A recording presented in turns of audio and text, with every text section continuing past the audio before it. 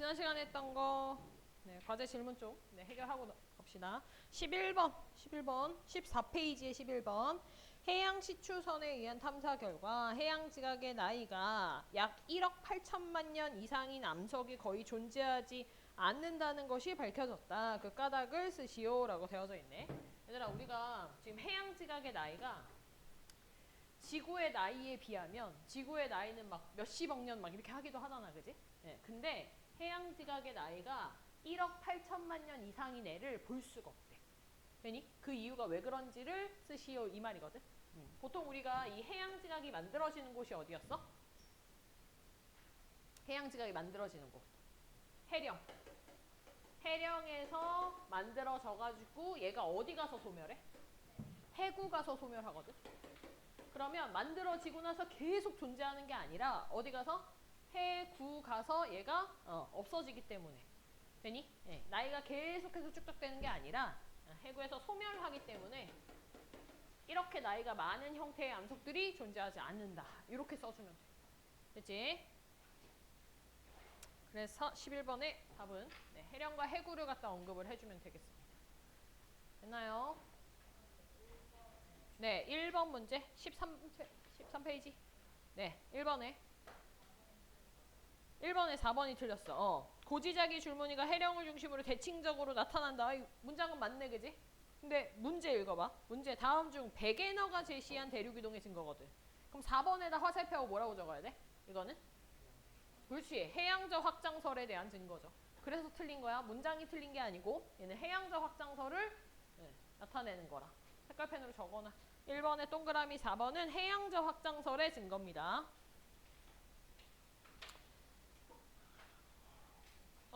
1번 문제로 복습하기 좋겠다. 얘들아 1번 문제 잠깐 볼까? 1번 문제 보니까 베게너가 제시한 대륙이동설에 대한 얘기래. 동그라미 1번이 해안선 일치하는 거에 대한 얘기였었고 2번이 지금 지질구조가 연속적으로 이어진다라고 되어져 있거든. 요게 산맥 얘기했던 거 기억하니? 어떤 산맥에 대한 얘기였어? 예를 들면 에팔레치아 산맥에 대한 얘기였지. 하나 더 기억을 한다면 에팔레치아 산맥하고요 칼레도니아 산맥이 연속적으로 이어집니다. 그래서 에팔레치아 산맥, 칼레도니아 산맥에 대한 얘기였었고, 그 다음 멀리 떨어진 여러 대륙에서 같은 종의 화석이 멀리 떨어져 있는 데서도 같은 종의 화석이 발견이 된대. 요거에 대한 대표적인 예가 두 가지 좀 외워줬으면 좋겠다 했는데, 두 가지. 뭐 있었지? 좋아. 메소사우루스. 그 다음 글로소프테리스라고 하는 양치식물의 일종이었습니다. 양치식물, 고사리 같은 양치식물. 요게 멀리 떨어진 곳에서도 같은 종류의 화석이 발견된다라고 얘기를 했었고, 그다음 4번이 이제 해양저 확장설에 대한 얘기였고, 5번에 빙하의 흔적에 대한 게 거꾸로 되돌려 보면은 남극을 중심으로 하나로 몰려져 있었다라는 게 보였다고 했었지, 그지? 자, 그럼 4번에 이 해양저 확장설의 또 다른 증거들. 해양저 확장설의 또 다른 증거들. 뭐 있었지? 고지자기 줄무늬가 해령을 중심으로 대칭적으로 만들어지게 되면 해령으로부터 멀어질수록 무슨 일이 일어나? 해로부터 멀어지면 누구의 나이가? 해양 지각의 나이가 어때? 많아지고 또 해저 퇴적물의 두께도 두꺼워지고 하나 더 수심도 깊어지고 되나요? 네. 해령으로부터 멀어지면 멀어질수록 해양 지각의 나이가 많아지고 해저 퇴적물의 두께가 두꺼워지고 수심이 깊어진다. 이 얘기를 했었고, 또 다른 증거 뭐 있었니? 또 다른 증거 뭐 발견한 거 있었지? 뭐 발견했어? 뭐 발견했어? 해양저 확장설의 내용이 뭐였지? 해령으로부터 새로운 해양 지각이 만들어지면서 점점 바다가 넓어진다에 대한 얘기였어. 그럼 이게 확장하는 거에 대한 증거를 우린 찾아야 돼. 그지? 뭐가 발견돼? 실제 해양 지각이 만들어지는 곳, 마그마가 터지는 열곡이 발견이 된다거나 하나 더. 그렇지, 변환단층이 발견이 되죠. 열곡이나 변환단층이 발견이 된다는 거. 이것도 하나의 증거였었고요. 그 다음에 우리 계속해서 이렇게 만들어지는 것만 얘기하지 말고 소멸되는 것도 얘기하자 그랬잖아. 그지? 소멸되는 거는 뭐를 발견해? 섭입대를 발견하지. 자, 그 섭입대에서의 뭐를? 진원의 깊이를 갖다가 이 깊이가 점점 어떻게 돼? 깊어졌었지, 그지? 그 얘기는 뭐냐면 진짜로 지각이 아래쪽으로 내려가서 소멸되는구나. 그럼 생성되는 곳이 있다면 소멸되는 곳도 진짜 있구나. 되니? 생성과 소멸에 대한 얘기까지. 그래서 동그라미 4번에 나온 게 이제 뭐 첫 번째 증거라면 얘가 두 번째 증거, 세 번째, 네 번째 증거 이렇게 네 가지를 얘기를 좀 했었죠. 됐나요? 네. 자, 그래서 우리가 이제 판이라는 거에 대한 얘기도 했었다. 됐지? 요게 지난 시간에 했었던 얘기였죠. 자, 16페이지에 우리 진북하고 자북에 대한 얘기는 언급을 내가 했었다, 그지? 네, 진북, 자북 얘기를 했었지. 자, 편각이랑 복각까지는 못한 것 같은데, 맞나? 편각하고 복각. 자, 요 부분에 대한 얘기들을 한번 이어가 봅시다, 그러면. 자, 말 나온 김에 복습 한번 해봅시다. 자, 지구를 이렇게 그리면 자전축 내가 여기다 그릴게, 여기다. 이렇게. 됐지? 네, 자전축이 꽂혀져 있는 딱 요 지점을 우리 뭐라고 부른다고 했었지? 이 부분. 위도 90도에 해당하는 부분, 지리상 북극. 되니? 줄여서.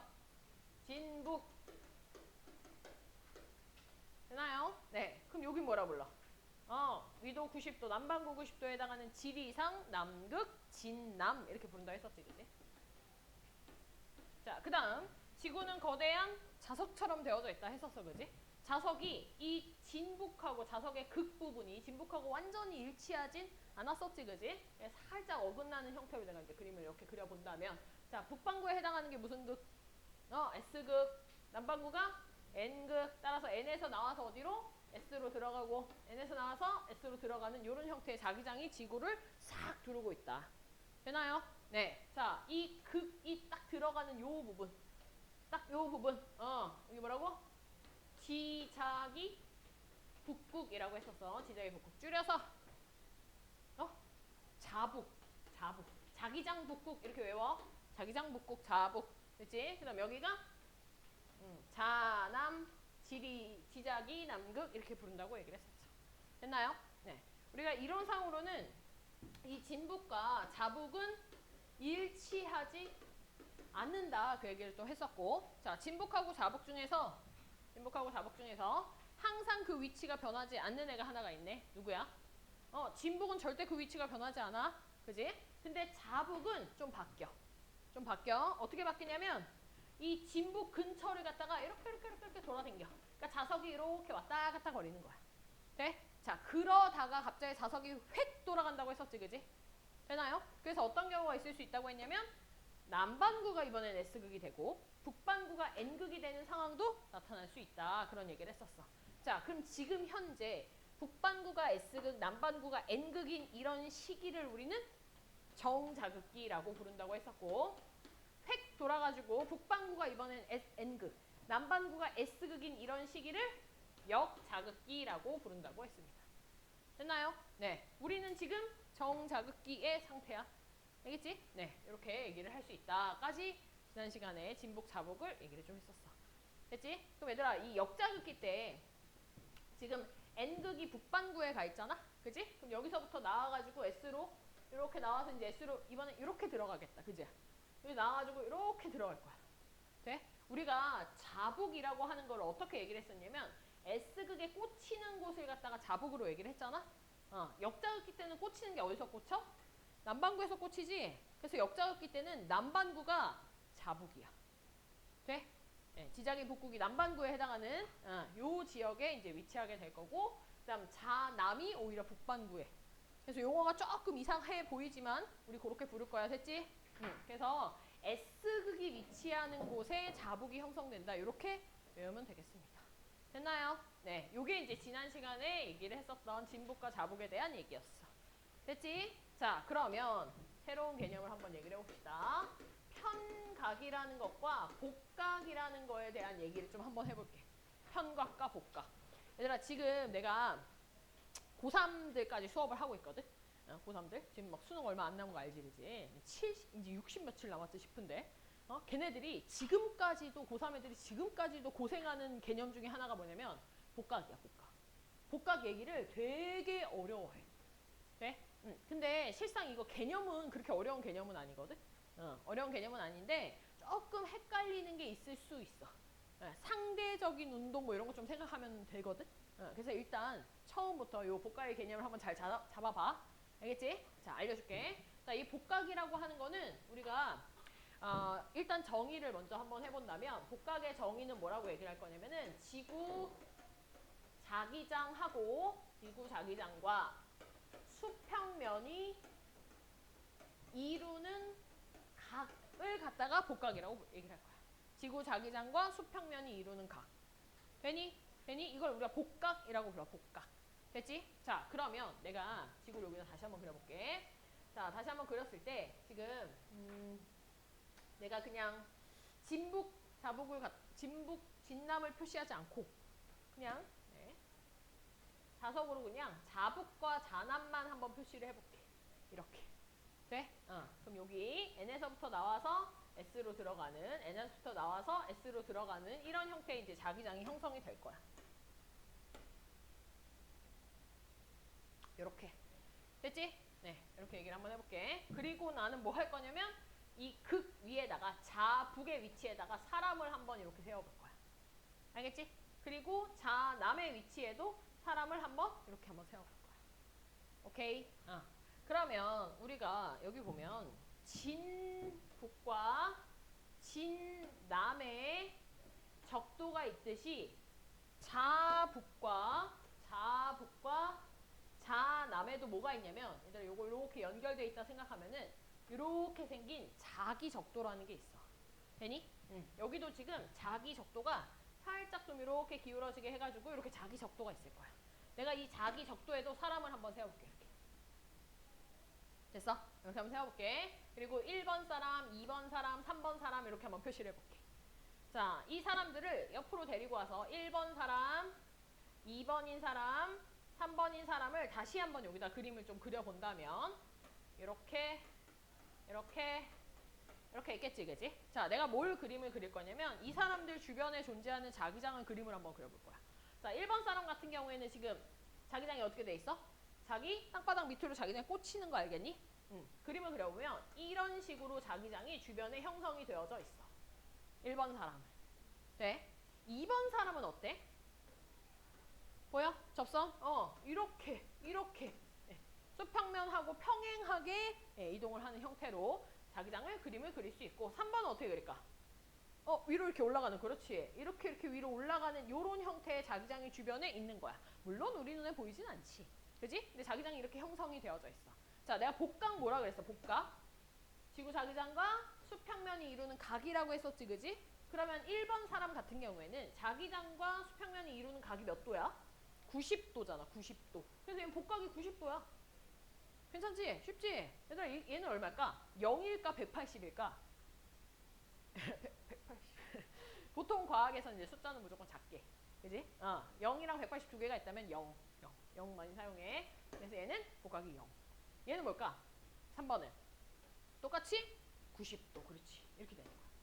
근데 이렇게 해놓으면 뭐가 이제 헷갈리냐면 자북하고 자남하고 지금 둘 다 90도가 나왔기 때문에 우리가 복각이 90이다 라는 말을 했을 때 얘가 자북인지 자남인지를 헷갈려 할 수 있겠지, 그지? 그래서 우리가 자남인지 자북인지를 갖다가 구분을 하기 위해 가지고 부호를 붙여줄 거야. 부호를. 알겠어?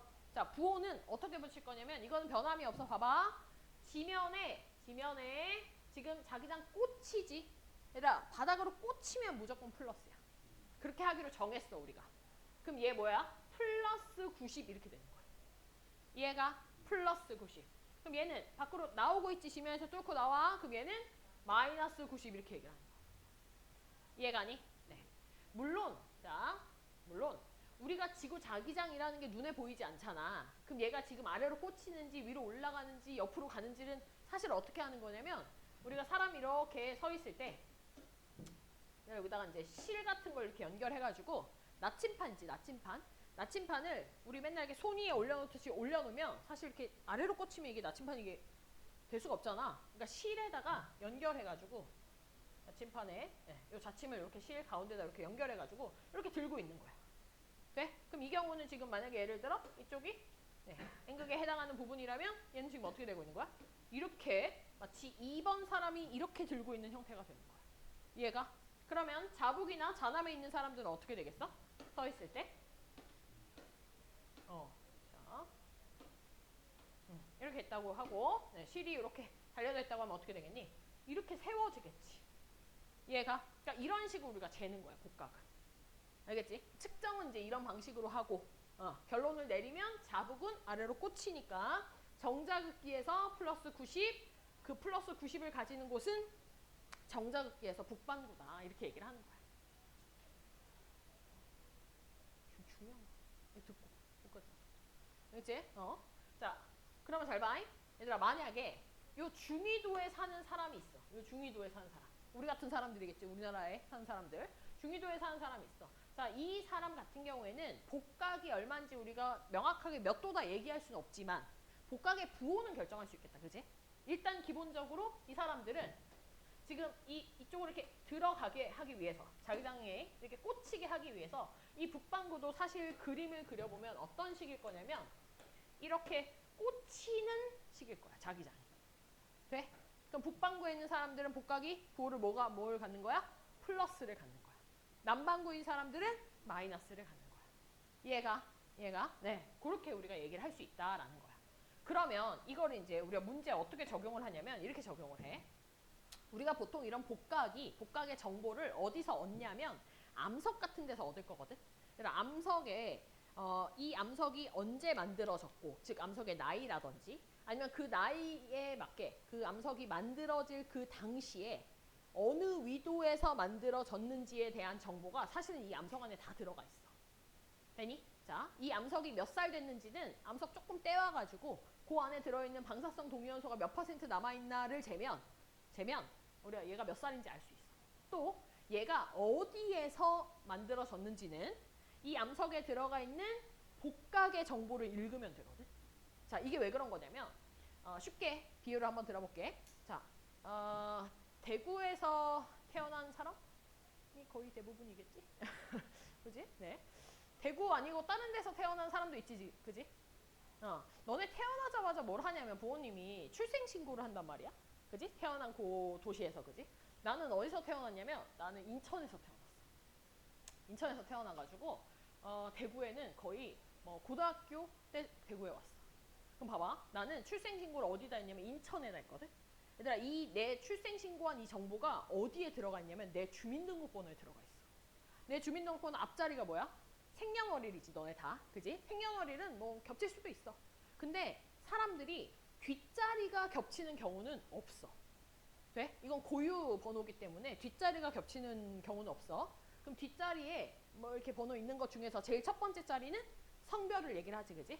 너는 3이랑 4겠네. 그지? 나는 이거든. 난 이거든. 그지? 네, 2 딱 있고. 그 다음에 나오는 정보가 뭐냐면 내가 어디서 태어났는가, 나 출생신고 어디 했는가에 대한 도시에 대한 그 숫자가 거기 들어가 있어. 그래서 내가 그거를 몰랐는데 어떻게 알았냐면은 이렇게 막 중학교 때인가 고등학교 때인가 뭐 이렇게 막 주민등록번호를 조사를 해야 될 때가 있었어. 내가 그걸 조사를 했어야 됐거든. 내가 이렇게 조사를 하는데 다른 애들은 그 앞자리 몇 개가 되게 거의 똑같아. 근데 나만 달라. 왜 나만 다를까? 이런 생각을 했더니 내가 이제 태어난 데가 대구가 아니었던 거야. 얘가 자, 복각이 딱 그거야. 복각에 대해서 나와져 있는 이 부호하고 숫자가 의미하는 게 뭐냐면 이 암석들이 보통 만들어질 때 어떤 식으로 만들어지냐면 마그마의 형태로 마그마가 이렇게 팍 터졌다가 얘가 굳는 순간에 이제 암석이 되는 거란 말이야. 되니? 근데 만약에 굳을 때 어디서 굳었냐면 위도 60도에서 굳었다고 한번 쳐볼게. 마그마가 터져가지고 위도 60도에서 굳었어. 그러면 거기에 어떤 정보가 들어가냐면 얘 위도 60도에서 태어났다라는 정보가 들어가는 거야. 그게 복각의 형태로 들어가는 거야. 자, 위도 60도, 북반구 만약에 60도라고 한다면 복각이 플러스 60이라고 얘기하기는 사실 힘들어. 왜냐면 복각이라고 하는 건 우리가 자북과 자남을 기준으로 우리가 각을 잰 거잖아, 그지? 근데 그게 진북과 진남하고 일치하진 않잖아. 무슨 말인지 알아? 자, 복각이 플러스 90이라는 얘가 진북에 위치하는 애는 아니거든. 자북에 위치하는 애지. 근데 진북하고 자북은 약간의 차이가 있기 때문에 이 복각의 숫자가 위도를 바로 의미하는 건 아니야. 다만 90도 언저리에서 만들어졌네 는 유추할 수 있어. 이해가? 그러면 어떤 암석을 내가 갖고 와가지고 그 암석에 기록되어져 있는 복각을 읽어봤더니 플러스 60이래. 돼? 그럼 이 암석 어디서 만들어진 거야? 플러스 60이면 정자극기라고 그 전제를 깔았을 때 북반구 60 언저리에서 만들어졌구나. 이해가? 복각이 그런 개념이야. 돼? 그래서 복각은 뭐라고 생각하면 되냐면 주민등록번호라고 생각하면 돼. 얘들아, 내가 인천에서 태어났다 했잖아? 그리고 내가 이사를 많이 다녔거든.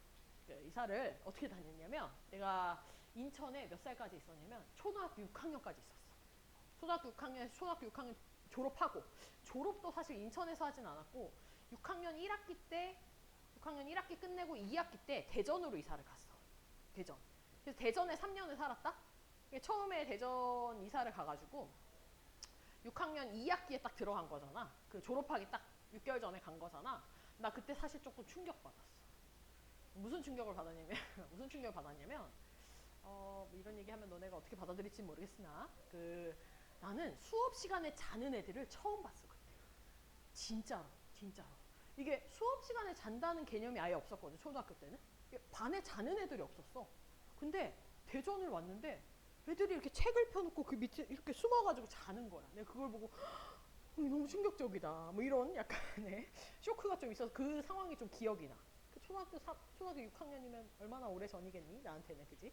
그게 좀 기억이 나고, 또 인천에 있을 때는 이 남자애들 여자애들이 막 이렇게 정말 그냥 우리 막 부끄럼 없이 막 이러고 놀았거든. 그냥 이렇게 같이 놀고 막 이랬거든. 근데 초등학교 6학년 때 대전으로 전화를 갔더니 여기는 철저하게 남자애들과 여자애들이 따로 놀아. 따로 놀아. 이게 무슨 일이 있었냐면은 내가 전학간 첫날 얘기해줄까? 전학간 첫날? 별로 안 궁금하니? 전학간 첫날. 내가 나름 그 선생님 아빠가 공무원이셨어. 그래서 이렇게 조금 그 초등학교 내에서도 전학을 인천 안에서도 조금 몇 번 다녀가지고 이렇게 전학에 약간 좀 도가 텄어. 그래서 이렇게 가면 어떻게 친구를 사귀는지 좀 잘 아는 상태였어. 그래서 뭐 별로 가도 이렇게 그런 거 없이 대전을 딱 갔는데, 첫날 딱 갔는데 난 이렇게 안녕 막 이러면서 있잖아. 애들하고 인사하고 갔거든. 근데 첫날 체육 시간이었어. 네, 전학간 첫날 체육 시간이었어. 다 같이 이제 밖에 나간 거야. 그래서 이제 막 선생님이 나보러 갑자기 체육 선생님이 전학생 나와가지고 여기 단상 올라가가지고 나보러 자기소개를 하래. 그래서 또 좀 내가 지금은 약간 아이 성향이 크지만 그 당시에는 극2의 성향이기 때문에 또 이렇게 나가서 또 열심히 내 자기소개를 했단 말이지. 그리고 이제 내려갔더니 이제 체육 선생님이 그러면 우리 오늘은 좀 이렇게 놀재. 예, 어떻게 놀았냐면 그 약간 그 선생님이 올라가시는 약간 한 무릎 정도 높이의 단상 같은 게 이렇게 쪼매난 게 좀 있었거든. 한 요 정도 네모난 요 정도. 저기에 선을 이렇게 그어놓고 호루라기를 불면 막 뛰어와서 여기로 올라가면 이제 사는 거고, 못 올라가면 이제 죽는 거고, 뭐 이런 게임을 하지. 내가 또 그 한승부욕해. 내가 또 막 체육하고 이런 거 되게 좋아하거든. 그래서 게임 막 이러면서 전학 첫날 막 이렇게 손에 서가지고 막 호루라기 막 하고 달렸어. 근데 나만 달렸어. 나만. 나중에 이제 알고 봤더니, 이제 애들한테 물어봤더니, 너네 왜 그때 안 달렸냐? 이거 물어봤더니, 이게 가면은 남자애들 여자애들이 다 이렇게 한꺼번에 뛰어올 거 아니야, 그지? 그럼 막 이렇게 부딪히잖아. 그게 싫었대. 그게 좀 충격받아. 오. 난 그런 게 상관없었거든. 우린 그때 상관없었거든. 아무튼 그래서 대전에 그런 충격을 받고 역시 대전은 선비의 도시, 노잼 도시 막 이러면서 막 이러면서 중학교 때 막 중학교 거기에 이제 그렇게 있다가 이제 중학교 졸업하고 고등학교 때 이제 대구를 내려왔어. 이 또 대구에서의 전학 사건들이 또 좀 있어. 대구는 심지어 사투리를 쓰잖아. 그지? 난 이제 중학교 때까지는 그럼 사투리를 안 썼을 거 아니야. 그지? 그래서 이렇게 말투나 이런 것들이 그냥 이렇게 좀 약간 사투리 안 쓰는 형태다 보니 고등학교 1학년 때 이제 딱 전학을 왔더니 애들이 내 말투를 되게 신기해. 굉장히 신기해. 그래서 나보고 자꾸 말을 해보래. 무슨 동그란 저런 말을 자꾸 해보래. 그러면서 막 말을 뭐 이렇게 말을 해보라 하니까 말을 하기가 좀 그렇잖아. 뭔가 좀 그렇잖아? 제가 말을 안 하고 있다가 내가 이제 한 번씩 뭐 물어본다 이렇게 말을 하면 이게 절반은 막 말한다 막 약간 이런 거고 절반의 애들은 약간 어떤 느낌이었냐면 막 닭살 돋아 막 이런 거 있잖아. 막 그런 분위기였어. 그런 분위기. 약간 쟤 말 저 왜 저렇게 하냐면서 막 뭐 약간 닭살 돋는다 뭐 이런 서울말 닭살 약간 이런 느낌이었거든.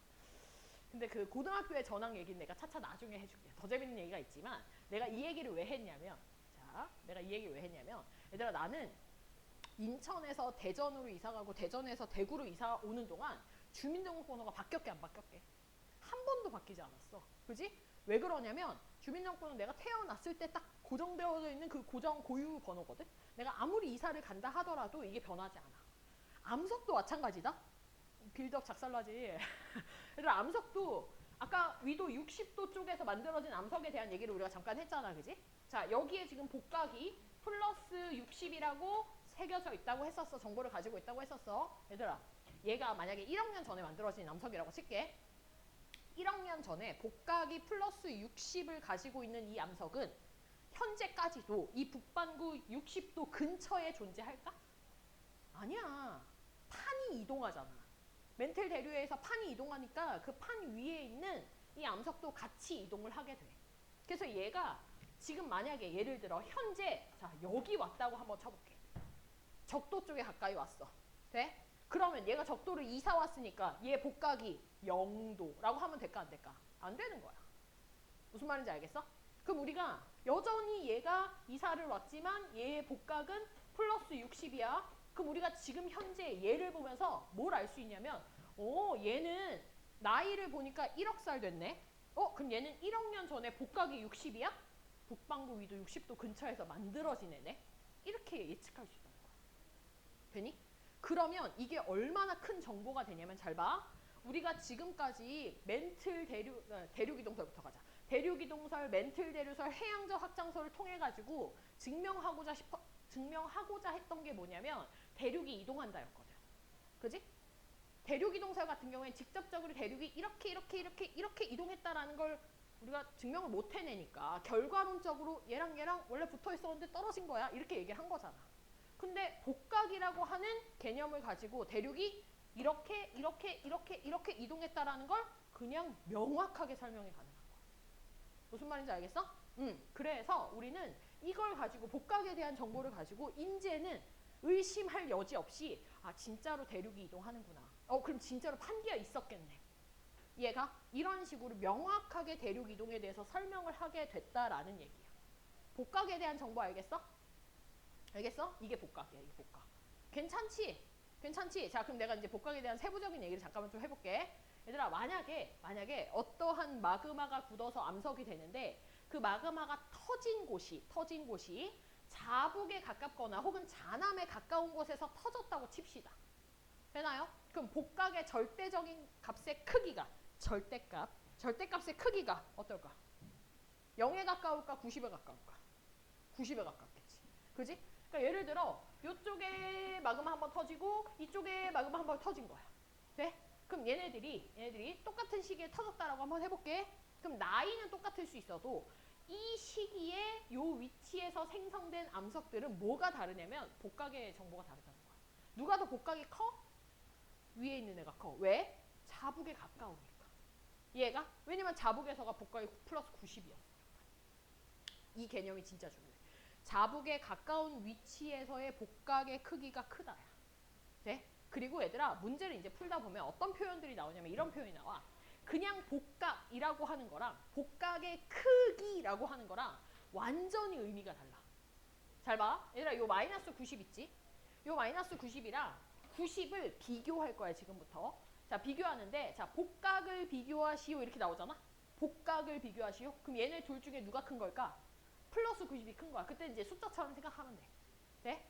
근데 사실 진짜 플러스 90이 마이너스 90보다 큰 건 아니잖아. 왜냐면 플러스 마이너스가 그냥 우리가 방향을 정해준 거기 때문에. 그래서 보통의 문제는 한 10문제 나오면 그중에 한 8문제, 9문제는 어떻게 나오냐면 복각을 물어보지 않고 복각의 크기라고 물어봐. 뭐뭐의 크기가 들어가면 절대값이 항상 돼. 그러면 이 플러스 90과 마이너스 90의 복각을 가지고 있는 암석은 복각의 크기가 어때? 똑같은 거야. 이해가? 그래서 복각의 크기라는 게 절대값이라는 거 좀 적어놔.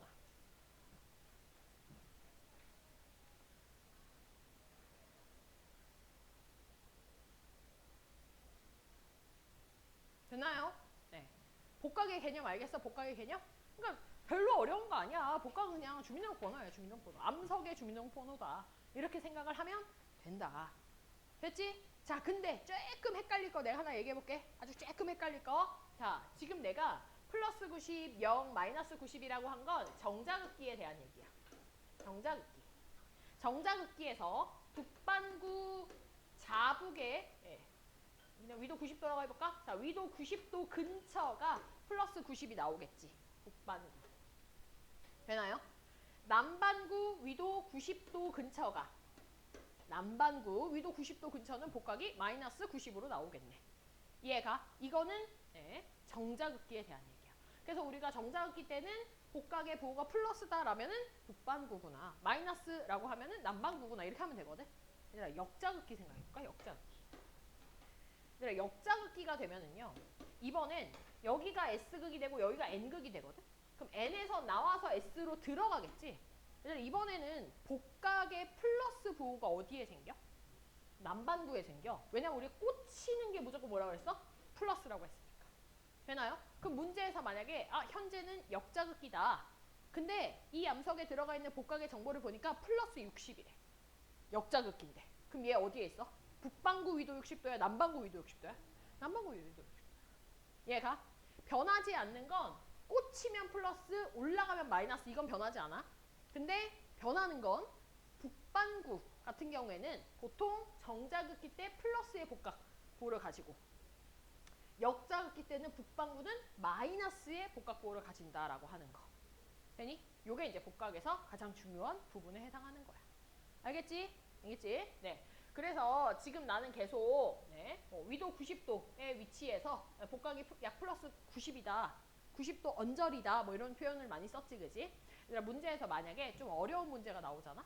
어려운 문제 나와서 저 위도하고 이 복각하고가 이렇게 만약에 숫자가 완전 달라지면 좀 복잡해질 만한 문제들 있을 거 아니야, 그지? 그런 문제들은 아주 이 출제자 선생님들이 너무 착해가지고 뭐라고 하냐면 단서를 줘. 진북과 자북은 일치한다. 이런 단서를 줘. 그럼 의미가 뭐야? 만약에 복각이 플러스 45래. 복각이 플러스 45래. 그럼 이 암석 어디서 만들었어? 그냥 위도 45도야. 45도 언저리 아니야. 위도 45도야. 무슨 말인지 알겠어? 그래서 만약에 그런 단서가 나왔다? 그럼 그냥 위도를 복각으로 보면 돼. 근데 그런 단서가 없어? 그러면 복각이 곧 위도는 아니야. 그 근처야. 됐니? 요게 복각에 대한 얘기입니다. 됐나요? 자, 내가 복각을 편각보다 길게 설명한 이유는 사실 편각은 지구과학 1에 대한 내용이 아니야. 편각을 가지고 막 시험을 많이 내거나 하진 못해. 알겠니? 복각으로 거의 대부분 시험이 나오고요. 편각이라는 용어가 나올 수는 있어. 나올 수는 있는데 얘가 그렇게 뭐 많이 나오진 않을 거거든. 근데 내가 정의만 얘기를 좀 하고 밑줄을 치고 넘어가도록 하겠습니다. 괜찮니?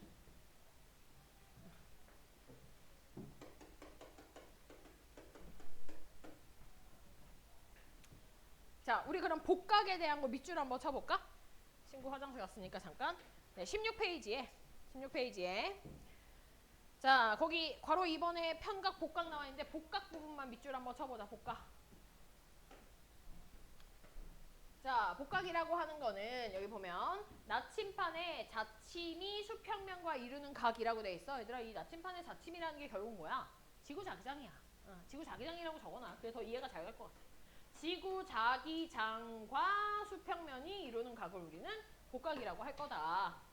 또 이 복각은 위도에 따라서 달라질 거고, 이 복각이 언제 결정이 되냐면 암석이 생성될 때 결정이 될 거고 그 이후에 변해 안 변해? 변해 안 변해? 안 변해.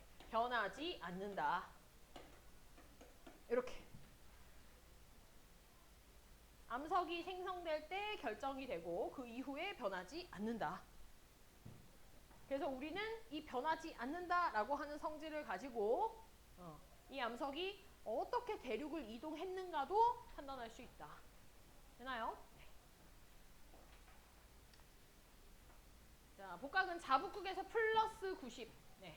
자기적도에서 0. 자남극에서는 마이너스 90이 될 거고 자극에서 멀어질수록 크기가 작아진다. 내가 아까 자북이나 자남에 가까울수록 복각의 크기의 절대값은 더 커진다라고 얘기를 했었지, 그지? 그게 이제 이렇게 되어져 있습니다. 됐나요? 네. 항상 이렇게 꽂히는 방향이 플러스라고 하는 걸 까먹으면 안 돼. 나가는 게 마이너스에 해당하는 형태가 될 거야. 됐나요? 네. 이게 이제 복각에 대한 얘기였다. 자, 그럼 편각을 갑시다. 자, 우리 편각이라고 하는 건 얘들아, 얘도 각도거든. 각도인데 무슨 각이냐면 여기 자북과 진북 사이의 각이래. 자, 이게 무슨 말이냐면 잘 봐. 그림을 한번 그려볼게. 이렇게 네, 지구를 그릴 건데요. 이번엔 지구를 옆에서 바라본 게 아니야. 어디서 바라본 거냐면 여기다 내가 이렇게 네, 지구 자전축을 콱 꽂았어. 위에서 이렇게 바라본 거야. 이해가? 그럼 얘가 지구 자전축을 꽂았다고 했으니까 이 지점이 무슨 지점이 돼야 돼? 진북. 그렇지. 여기가 진북이야. 자, 진북이 여기라면 예를 들어 자북의 위치가 뭐 이쯤 된다고 칩시다. 됐지? 근데 자북의 위치는 시간에 따라 이렇게 바뀔 수 있다고 했어. 지금 현재 자북의 위치가 여기라고 한번 해보고 내가 관측자를 3명을 한번 세울게. 됐지? 관측자를 여기다도 한번 세워보고 여기다가도 한번 세워보고 여기다가도 한번 이렇게 3명을 세워봤어. 돼? 자, 1번 관측자가 뭘 잴 거냐면요. 진북과 자북 사이의 각을 재는 거야. 자, 진북에 대해서 자북이 지금 요만큼 이만한 각을 가지고 있네. 돼? 이 각을 내가 뭐 한 15도 정도라고 한번 해볼까? 15도라고 해볼게. 돼? 얘들아, 이 15도라는 이 각이 얘가 편각이야, 편각. 돼? 근데 2번 관측자가 봤을 때는 진북과 자북 사이의 각이 얼마야? 그렇지. 겹치는 거 보여? 0이야. 같은 진북과 자북을 가지고 관측자가 어디 존재하느냐에 따라서 이 진북과 자북 사이의 각이 어떻게 되는 거야? 달라지는 거야. 내가 얘는 뭐 한 20도라고 한번 해볼게. 돼? 그럼 편각이 동일한 위치인데도 15, 0, 20 이렇게 달라지는 거야. 그리고 얘들아, 우리가 항상 이 편각이라고 하는 거는 변하지 않는 위치에 대해서 변하는 애가 몇 도인지를 재는 게 중요하거든. 변하지 않는 게 진북이잖아. 진북을 기준으로 해서 자북이 동쪽이냐 서쪽이냐 이렇게 표현을 할 거란 말이야. 그럼 1번 관측자의 입장에서는 진북에 대해서 자북이 지금 동쪽이지. 그래서 얘를 뭐라고 하냐면 동편각 이렇게 불러. 동편각 15도 이렇게 얘기를 하는 거야. 그럼 얘는 그냥 편각 0 하면 되는 거고. 얘들아, 얘는 뭐가 돼? 진북에 대해서 어느 쪽? 서쪽이지? 그럼 얘는 서편각. 얼마? 20도 이렇게 표현하는 거야. 그럼 왜 편각이라고 하는 이 정보가 필요하냐? 얘들아, 우리도 모르는 사이에 자북이 갑자기 일로 바뀌어. 돼? 왜냐면 이렇게 돌아다닌다 했잖아. 대신 진북 근처로 돌아다닐 거거든. 그러면 우리가 이 자북이라고 하는 건 자기장의 극이다 보니까 뭘로 하면 돼? 나침반 같은 걸로 이렇게 보면 되는 거거든. 나침반 어디를 향하는지만 보면 돼. 대신 여러 명이 진북에 대해서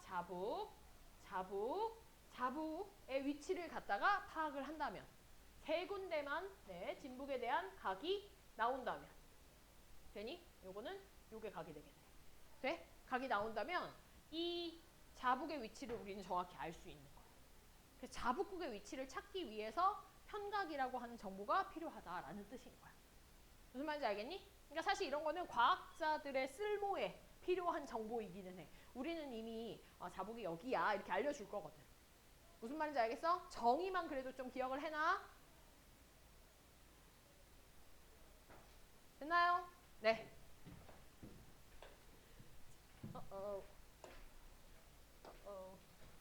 책을 본다는 게 내려버렸네. 자, 그 평각 같은 경우가 자북과 진북 사이에 각을 가지고서는 자북국, 변한 자북국의 위치를 파악하기 위해서 사용을 한다. 이렇게 써주면 될 것 같아.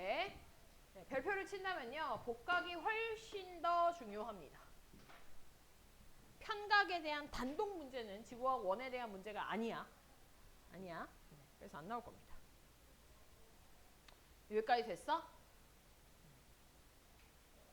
자, 이게 됐다면 이제 밑에 내가 아까 복각 얘기를 하면서 계속 했었던 얘기가 뭐였냐면 복각이라고 하는 건 처음에 만들어졌을 때 고유한 값으로 정해져 있는 것이기 때문에 얘가 지금 그 복각에 해당하는 위도에 존재하지 않는다면 이동을 한 거구나. 돼? 그 이동을 한 위치를 갖다가 시간마다 잰다면 대륙이 어떻게 이동했는지까지도 파악을 할 수 있다라는 얘기를 했잖아. 그거의 실제적인 예시가 이 밑에 나옵니다. 이 밑에. 됐나요? 얘들아, 예시가 2개가 나올 거거든. 2개가. 하나가 16페이지에 있는 예시랑요. 두 번째가 17페이지에 있는 예시입니다. 자, 16페이지에 있는 예시보다는 17페이지에 있는 예시가 조금 더 쉬워서 내가 요걸 먼저 한번 설명을 해줄게요. 요거를. 자, 여기 지금 보면은 지질 시대 동안에 인도 대륙이 어디로 이동했는가 그 이동 경로를 찾아보자 그 말이야. 이동 경로를 찾아보자. 얘들아, 너네 인도 어디 있는지 우리 지난 시간에 얘기 좀 했었지? 인도 대륙 어떻게 생겼어, 모양이? 세모나게 생겼던 거 기억해? 세모나게? 근데 이 인도 대륙이 원래는 어디에 존재를 했었냐면요. 남반구 남극 쪽에 존재를 했었어. 그거 우리가 어떻게 알고 있냐면 인도 대륙에 어떠한 암석을 갖고 와서 걔 나이를 재봤더니 7,100만 살짜리 암석을 찾아낸 거야. 근데 이 7,100만 살짜리 안에 들어가 있는 복각의 정보가 마이너스 49야. 단 정자일 때. 무슨 말인지 알겠어? 그러면 얘는 7,100만 년 전에 만들어진 이 암석이 마이너스 49란 얘기는 남반구 49도 언저리에서 생성됐구나라는 뜻인 거야. 그러니까 인도 대륙은 남반구에 분명히 존재했었어. 그리고 여러 개의 암석들을 갖다가 채취를 해와서 우리가 봤더니 5,500만 살짜리도 알게 됐고 3,800, 1,000만 년 전에 만들어진 암석들도 찾아낸 거야. 그 찾아낸 애들의 복각을 갖다가 다 조사를 해서 시간 순서대로 배열을 해보니 복각이 어떻게 되고 있어? 마이너스에서 점점 플러스 값으로 바뀌고 심지어 플러스 값도 점점 커지고 있어. 무슨 뜻일까? 인도 대륙이 밑에서부터 올라오는데 그 올라오는 과정에서 분명히 막 암석 그 화산 폭발이 일어날 수 있거든. 새로운 암석 만들어질 수 있거든. 그런 과정에서 만들어진 암석들이 만들어진 위치가 점점 북반구로 올라오고 있다는 얘기야. 이 인도 대륙 전체가 북상하고 있다는 뜻인 거지. 되니? 근데 아까 마이너스 49라는 게 위도 49도 언저리라고 했잖아? 자, 그거를 언저리라고 표현하지 않고 정확한 위도를 찾으려면 사실 이런 위도와 복각의 관계에 대한 그래프를 줘야 돼. 우리가 쟤를 어떻게 막 계산해서 환산할 수는 없어. 그럼 잘 봐. 저 마이너스 49는 여기 복각 마이너스 49를 찾는 거야. 마이너스 49를 갖다 이렇게 찾아서 위도에 해봤더니 왜냐면 선이 지금 요 선이거든. 요 선 맞게 찾아봤더니 얘가 위도 30도였던 거야. 그러니까 마이너스 49도의 복각을 가지는 암석은 사실 위도 30도, 남반구 30도에서 만들어졌다라는 걸 우리는 그래프 보고 알 수 있는 거야. 그리고 각각의 복각들을 다 환산을 해보니 위도가 점점 북반구 쪽으로 실제로 진짜 올라오고 있었다. 현재 북반구 20도 근처에 인도 대륙이 존재하는구나 라고 얘기할 수 있다는 거. 돼? 신기하지 않니? 진짜 과학자들 천재지 않아? 안 신기해? 안 신기해? 뭐 괜히 이런 거 알아내서 우리 공부나 더 하고 막 이런 생각이 드나? 이렇게 해서 이제 인도 대륙이 올라왔다라고 하는 걸 복각으로 실제 적용을 시킨 거야. 되니? 자, 요 앞에 16페이지에 나온 예시도 한번 설명해 줄게. 자, 근데 이 16페이지에 나온 요 예시는 진짜 잘 들어야 돼. 진짜 잘 들어야 돼. 이거 조금 좀 뭔 말인가 헷갈릴 수 있어. 알겠지? 이거 한번 잘 들어봐. 얘들아 여기 지금 보면은요. 너네가 이 대륙을 보고 느낌이 올지 모르겠는데 얘들아 이게 지금 북미, 남미 하는 그 대륙이야. 오케이? 그래서 요 위쪽에 있는 얘가 북아메리카. 북아메리카 대륙이고요. 이 밑에가 이제 남아메리카 대륙이 될 거고. 그 다음에 요쪽이 이제 유럽 대륙이 되는 거고 얘가 이제 아프리카 대륙이 되는 거야. 알겠어? 지금은 이 북아메리카랑 유럽이랑 아프리카 사이에 바다가 넓게 지금 분포하고 있네. 얘들아 이 바다의 이름이 뭐야? 대서양 바다, 대서양 바다. 대서양 중앙 해령이 가운데 쫙 있으니까 발산형 경계에서 점점 바다 늘어난다 했었잖아. 그러니까 대서양 바다인 거야. 현재 딱 요런 상태인 거야. 되니? 자, 그런데 우리가 뭘 좀 할 거냐면은 얘들아 요 북아메리카 있지? 북아메리카. 요 북아메리카 대륙에서 5억 년 전에 자북국이 어디 있나를 찾아본 거야. 돼? 복각 같은 거 우리 다 배웠잖아, 그지? 자북국이라고 하는 게 위치가 90도만큼 떨어진 곳을 얘기를 하는 거니까 자북국 어디 있나를 찾아봤더니 여기 있대.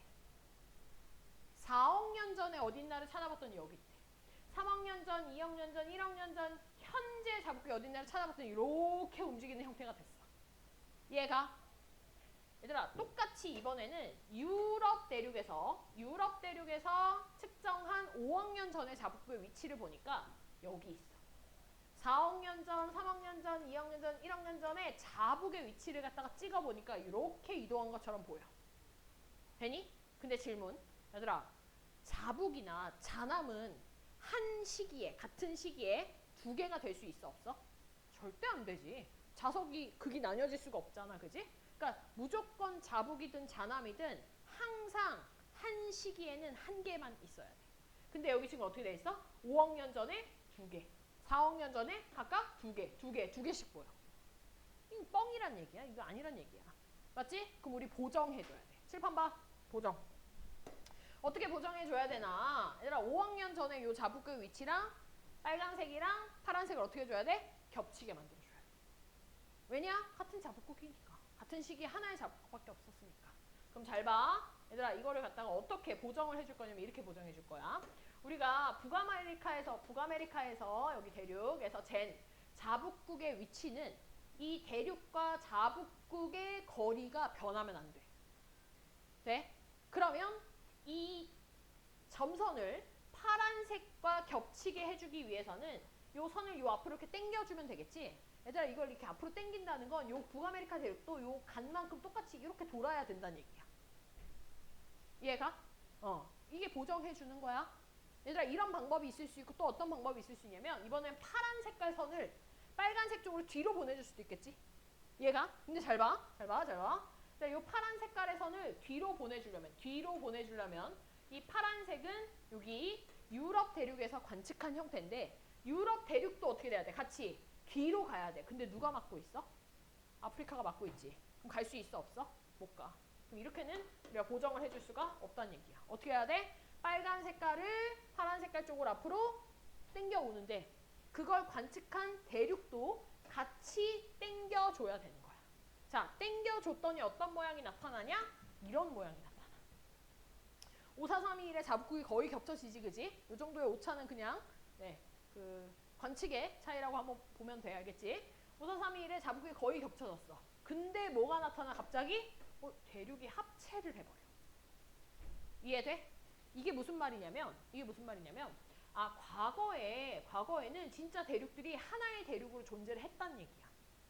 근데 점점 대륙이 이 가운데 발산형 경계 때문에 벌어지면서 만들어졌었던 자북국들, 즉 주민등록번호는 변하지 않으니 요 그대로 같이 그냥 이동한 거야. 그래서 지금은 마치 어긋나 있는 것처럼 보인다는 거지.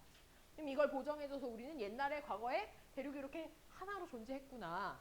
걔들이 현재 진짜 대륙이 이동해서 이렇게 지금 존재하는구나를 알아낸다는 거야. 되나요? 그래서 이제는 우리가 더 이상 베개너나 뭐 이 해양적 확장서, 헤츠나 디츠의 해양적 확장서를 가지고 대륙 이동을 설명할 필요가 없어. 폭각으로 설명하면 되잖아. 자북국으로 설명하면 되잖아. 되나요? 훨씬 더 명확한 증거로 설명이 가능해졌다라는 뜻이야. 얘들아, 이 정도를 알아냈다면 과학자들이 가만히 있겠어? 아니지. 이제 시시각각 어떻게 대륙들이 이동했는지를 이제 그 대륙 이동의 역사를 쫙 이미 조사를 했겠지, 그지? 그거에 대한 얘기가 17페이지에 나와져 있어. 각각의 지질 시대별로 어떻게 대륙들이 이동했는가에 대해서 이미 역사를 갖다가 다 알아냈습니다. 우리는 요 중에서 중요한 부분만 외우면 됩니다. 내가 최소한으로 외우게 해줄게. 잘 봐. 얘들아, 여기 12억 년 전이야. 지금으로부터 12억 년 전. 지금으로부터 12억 년 전에 겁나 큰 초대륙이 있었거든. 엄청 큰 초대륙이 있었거든. 마치 판게아처럼. 근데 판게아 아니고 걔의 이름은 로디니아라고 하는 초대륙이야. 그러니까 판게아가 최초의 초대륙이 아니야. 알겠지? 지구 역사가 이렇게 40몇억 년이나 46억 년이나 되는데 판게아가 고작 처음의 초대륙이겠어? 아니겠지, 그지? 네, 로디니아라고 하는 초대륙이 판게아 이전에도 존재했었어. 12억 년 전에. 되나요? 얘들아, 12억 년 전쯤 되면 요건 언제냐면 선캄브리아 시대야. 선캄브리아 시대. 돼? 그리고 이 로디니아라고 하는 애들이 모였다가 어떻게 돼? 분리가 일어나서 또 다른 초대륙이 만들어지네. 그게 판게아야. 그거는 지금으로부터 약 2억 4천만 년 전. 얘들아, 이거 외우기 싫잖아. 2억 4천만 년. 그냥 이렇게 외워. 고생대 말이라고 외워. 고생대 말이라고 외우면 돼. 고생대 말쯤에 판게아를 형성했다. 그러니까 초대륙이었던 애가 분리가 돼서 또 다른 초대륙을 갖다가 형성을 한 거야. 그 판게아마저 분리가 되지. 언제냐면 중생대 초입니다. 약 2억 년 전. 우리 대륙이동설 할 때 한번 얘기했었어. 그래서 판게아가 분리가 되고요. 이 판게아가 분리되는 과정에서 뭐가 이제 확장이 되냐면 대서양이 점점 넓어지기 시작하고 여기 인도 대륙이 남극 대륙에서 분리되어 북쪽으로 이동 보이지? 얘들아, 여기다 가로치고 적어. 인도양이라고 하는 바다가 확장이 된 거야. 인도양, 대서양이라고 하는 바다가 점점 넓어지기 시작한 게 이 판게아 분리 이후에 대한 얘기야. 그리고 나서 신생대로 넘어와서 약 5천만 년 전쯤에, 지금으로부터 약 5천만 년 전쯤에 이제 인도 대륙이 원래 남극 주변에 있었는데, 아까 복각 기억하지, 그지? 남극 주변에 있었는데 걔가 북쪽으로 쭉쭉쭉쭉 올라와서 유라시아 판하고 부딪혀. 두 개가 부딪혀. 판에 충돌이 나타나 수렴형 경계에 충돌형이 나타나게 되면서 히말라야 산맥이라고 하는 습곡 산맥을 만들어. 되니? 네. 요게 대륙 이동에 대해서 우리가 복강이나 편각이나 자북국이나 이런 정보들을 가지고 대륙 어떻게 이동했다라고 하는 역사를 정리를 한 거야. 되니? 그럼 과학자들이 이제 또 뭐 하고 싶을까? 얘들아, 이제 미래에는 어떻게 될 거야? 이렇게 얘기하고 싶겠지? 그 미래에 대한 얘기가 뒤에 나옵니다. 그 미래에 대한 얘기가 앞으로는 어떻게 될 거다에 대한 얘기인데, 사실 얘들아, 이 미래에 대한 얘기는요, 시험에 나올 확률이 굉장히 적습니다. 왜냐면 실제 그렇게 될지 안 될지 모르잖아. 맞지? 그래서 내가 보기에는 이것만 좀 봐주면 될 것 같아. 이 밑에 여기만. 돼? 얘들아, 한 가지 정확한 건 이거야. 지금 중생대 초에 판게아가 분리가 됐잖아? 앞으로 초대륙도 만들어질까 안 만들어질까? 만들어져. 그건 확실해. 초대륙의 형성이 일어날 거고 또 그 이후에 분리가 일어나긴 할 거야. 그건 확실해. 그래서 과학자들이 그러면 앞으로 만들어질 초대륙의 이름을 우리가 정해놓읍시다. 정했어. 판게아 울티마라고 하는, 여기는 여기 나오네요. 여기 판게아 울티마라고 하는 이 미래의 초대륙의 이름을 미리 정해놓긴 했어. 앞으로 이런 게 만들어질 거다라고. 돼? 그래서 초대륙 만들어지고 다시 또 대륙 분리 나타나고 또 대륙도 부딪히고 하면서 이런 것들이 반복이 될 거고, 주기는 약 3억 년에서 5억 년 정도로 추정이 된다고 해. 그럼 지금 대서양 그 사이가 분리되고 막 이렇게 그 판게아가 분리된 지 한 2억 년 됐거든? 그러니까 앞으로 한 2억 년에서 3억 년 후에는 어떻겠어? 초대륙 만들어지겠지. 이해가니? 왜냐면 주기가 저 정도 되니까. 되나요? 네. 요게 이제 미래에 대한 얘기였다. 끝. 됐어? 오케이. 요까지가 이제 2강에 대한 얘기입니다. 됐나요? 얘들아, 여기까지가 이제 어려운 내용이었고, 이 뒤에 나오는 내용들이 이제 좀 쉬워. 초반에가, 지구과학 원이 초반에가 조금 좀 어렵긴 한데, 뒤에 나온 얘기들이 이제 좀 가벼운 얘기들이 나올 겁니다. 자, 우리 5분 쉬었다가 뒤에 합시다. 자, 24페이지 3강 내용을 가겠습니다. 나머지 부분들 다 풀어서 복귀할 때 이럴 때 질문을 또 하면 될 것 같고요. 자, 3강 내용을 좀 잠깐 합시다. 3강 내용. 자, 3강의 내용은 크게 나눠서 멘틀 대류라는 거랑 그 위에 네, 플룸 구조론이라고 하는 크게 두 가지의 얘기를 좀 할 거거든. 얘들아, 근데 여기에 이 멘틀 대류라고 하는 거는 사실 괄호치고 거기다 적어놔. 이거 판구조론 얘기하는 거야. 판구조론. 그러니까 우리가 이미 배웠던 거 한 번 더 배우는 거야. 왜 배우냐면 이 판구조론이 되게 완전한 이론이 아니야. 뭐 좀 부족한 내용이 있어. 그거를 갖다가 요 플룸 구조론이라고 하는 새로운 이론을 갖다가 만들어가지고 걔를 보완시켜 주는 거야. 알겠지? 내가 생각하기에 얘들아 공부할 때 진짜 중요한 게 뭐냐면 상위 개념과 하위 개념을 얼마나 잘 나눌 수 있는가, 이게 되게 공부 잘하는 애들의 특징이거든. 공부 잘하는 애들은 뭐가 상위 개념이고 하위 개념인지를 명확하게 알아. 근데 좀 공부가 조금 그냥 좀 그런 거는, 그런 애들은 이제 냅다 다 외워. 그러면 안 돼. 그러면 이제 막 뭐 양이 많아요 이런 얘기를 하는 거야. 근데 실제 양이 많은 게 아니라 이게 상위 개념과 하위 개념이 정리가 좀 안 돼서 그런 거거든. 그래서 문제를 풀 때도 마찬가지고 아니면 새로운 개념을 갖다가 공부를 할 때는 반드시 큰 개념 위주로 이거 배우는구나. 그 중에 세부 내용이 이런 게 있구나. 괜히 이렇게 항상 정리하는 거야. 알겠지? 그래서 너네한테 지금 판구조론이 그간 대류기동설, 멘틀 대류설, 해양저 확장설을 다 합친 굉장히 상위 개념 중에 하나였잖아. 그지? 그거를 보완해주는 또 다른 상위 개념 중에 하나가 플룸 구조론이라는 거야.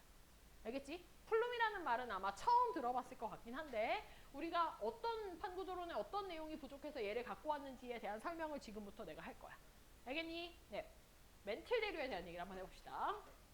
자, 우리가 이 판구조론 내용을 하게 되면서 그 전에 이제 대류기동설 이후에 멘틀 대류설이라고 하는 내용을 홈스가 발표를 했었어.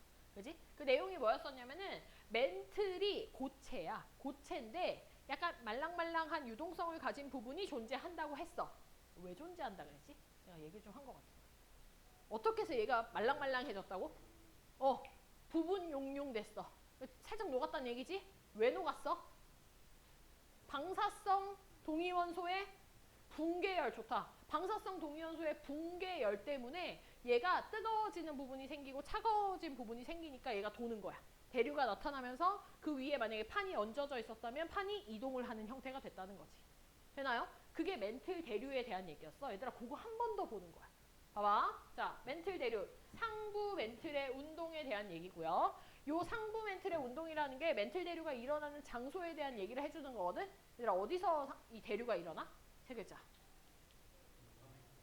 땡땡권. 연약권. 좋아. 연약권. 연약권에서 이런 일들이 일어났었어. 보면은 멘틀은 고체이지만 온도가 높기 때문에 부분적으로 용융돼서 유동성을 띠고 있는 부분이 존재한다라는 거지. 그지?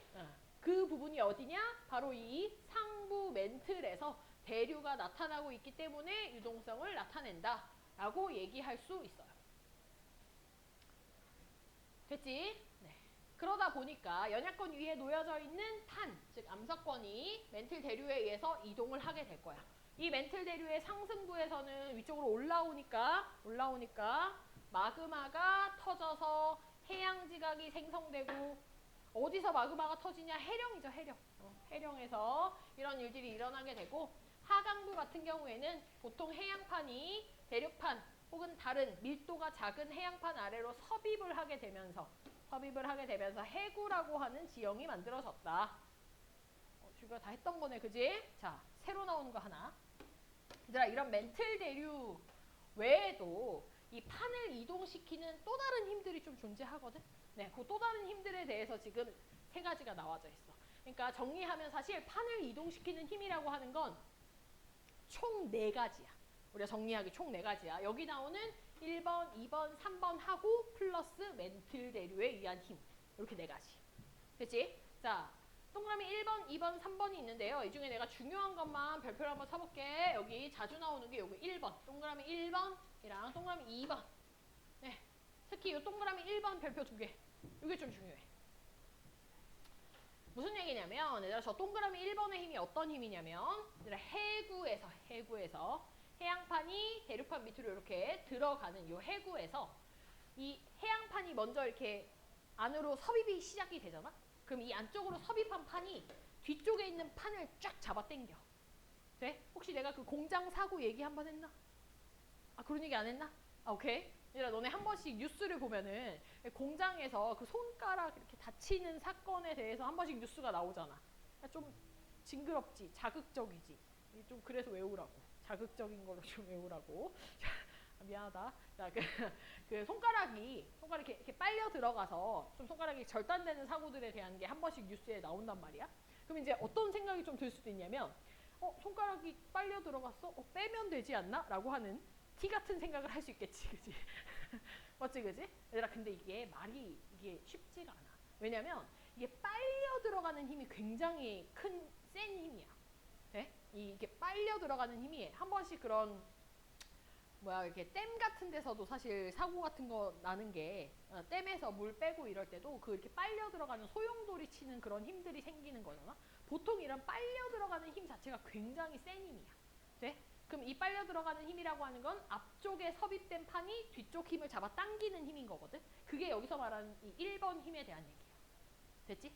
그래서 요 1번 힘이 존재하느냐 안 하느냐에 따라서 얘들아 뭐가 달라지냐면 이 판의 이동 속도 자체가 달라져. 되니? 요거 이따가 비교를 좀 해줄게. 자, 그 다음 일단 2번. 2번은 해령에서 밀어내는 힘이야. 얘들아 해령 어딨냐면 해령 여기 있지? 이렇게 돼 있는 해령. 요 해령에서 양쪽으로 끙 하고 이렇게 옆으로 밀어내는 힘. 이게 해령에서 판을 움직이게 하는 힘 중에 하나다라는 얘기인 거야. 됐지? 자, 세 번째 힘은 뭐냐면 해저면 경사에 의한 중력으로 판이 미끄러지는 힘이라고 했는데 얘들아 해령 쪽을 이렇게 잘 보면 이렇게 판의 경사가 좀 이렇게 있는 상태거든. 그럼 우리가 이 위에 있는 애는 자연스럽게 아래쪽으로 내려가려고 하는 이런 포텐셜 에너지가 감소하는 방향으로 이동하려고 하는 힘이 있잖아. 왜냐면 중력이 작용하니까. 그게 3번 힘이야. 해저면의 경사에서 중력에 의해서 판이 미끄러져서 더 섭입대 쪽으로 가려고 하는 이런 힘이 3번 힘이야. 되니? 자, 근데 주로 문제에서는 요 1번 힘과 2번 힘에 대해서 많이 다룰 거야. 되니? 자, 그거에 대한 예시가 여기 자료 분석에 나와져 있어. 자, 요 자료 분석을 보면 얘들아 남아메리카 판하고 오스트레일리아 판에 대한 예시가 좀 나오고 있는데 잘 봐. 얘들아 요 남아메리카 판 같은 경우에는 지금 이쪽에 요 세모 나와 있는 요 부분이 이제 해구야, 해구고 얘들아 여기에 있는 요 부분이 해령이야. 됐어? 해령이야. 얘를 내가 딱 잘라가지고 단면을 갖다가 표시를 한번 해본다 라고 하면은 어떤 식의 단면이 그림이 그려지냐면 이런 단면이 그려질 것 같아. 이쪽에 있는 애가 이렇게 섭입해서 들어오고 얘는 이 반대쪽에 이렇게 해령을 가지고 있는 여기에 이 해령 이쪽이 해구 이렇게 되어져 있는 돼? 근데 남아메리카 판이 어디냐라고 한다면 얘들아 요 빗금친 여기가 남아메리카 판이야. 지금 이 판의 이동 속도를 보자는 얘기인 거야. 자, 일단 해령에서 뭐 하는 힘이 있다고? 밀어내는 힘이 있다고 했었지, 그지? 밀어내는 힘이 있어. 자, 그 다음에 해구에서 잡아당기는 힘이 또 있다고 했잖아, 그지? 근데 이제 해구를 잘 보면 해구가 어디냐면 여기 해구 있거든? 이 해구가 판이 지금 이렇게 들어가고 있어. 그럼 이 안으로 들어간 섭입한 판은 이 연두 색깔의 판을 잡아당기고 있니? 아니지. 이 뒤쪽에 파란색의 빗금침 판을 잡아당기고 있지 연두 색깔은 무관해. 즉 연두 색깔 판의 이동 속도를 이 해구에서 잡아당기진 않는다는 뜻이야. 돼? 그러면 사실상 여기에는 해령이 밀어내는 1번 힘 그러니까 해령이 2번이었나? 2번 힘밖에 없는 거야. 2번 힘. 됐나요? 내가 1번, 2번만 언급하자면 해구에서 잡아당기는 힘하고 해령에 의해서 밀리는 그 힘만 본다면 여기는 이 남아메리카판은 2번 힘밖에 없는 상태야. 이해가? 자, 그런데 옆에 오스트레일리아 판을 한번 볼게요. 오스트레일리아 판. 자, 오스트레일리아 판을 보면 지금 이쪽 빨간색에 해당하는 이 부분이 해령이야. 그리고 여기 섭입형 경계라고 나와져 있지, 그지? 그리고 이 섭입형 경계 얘들아 이렇게 세모 되어져 있잖아. 이게 섭입 방향을 의미해. 그럼 이쪽으로 지금 섭입을 하고 있는 거야. 자, 내가 얘를 여기 C, D의 형태로 또 딱 반을 갈라가지고 옆에 단면을 한번 표시를 해볼게. 그러면 네, 일단 해령이 이렇게 있을 거고 그 다음에 얘가 이렇게 섭입이 되는 돼? 이쪽이 지금 C 쪽에 해당하고 이쪽이 이제 D 쪽에 해당하는 형태야. 내가 요거를 갖다가 이렇게 갖고 온 거야. 얘가 그러면 오스트레일리아 판에 해당하는 건 어디겠어? 여기가 오스트레일리아 판이야. 이거 알겠어? 이 오스트레일리아 판이야. 그러니까 이 오스트레일리아 판이 받는 힘에 대해서 얘기를 해본다면 안 듣네. 딴 생각하네. 들었어? 내가 지금 무슨 얘기했어?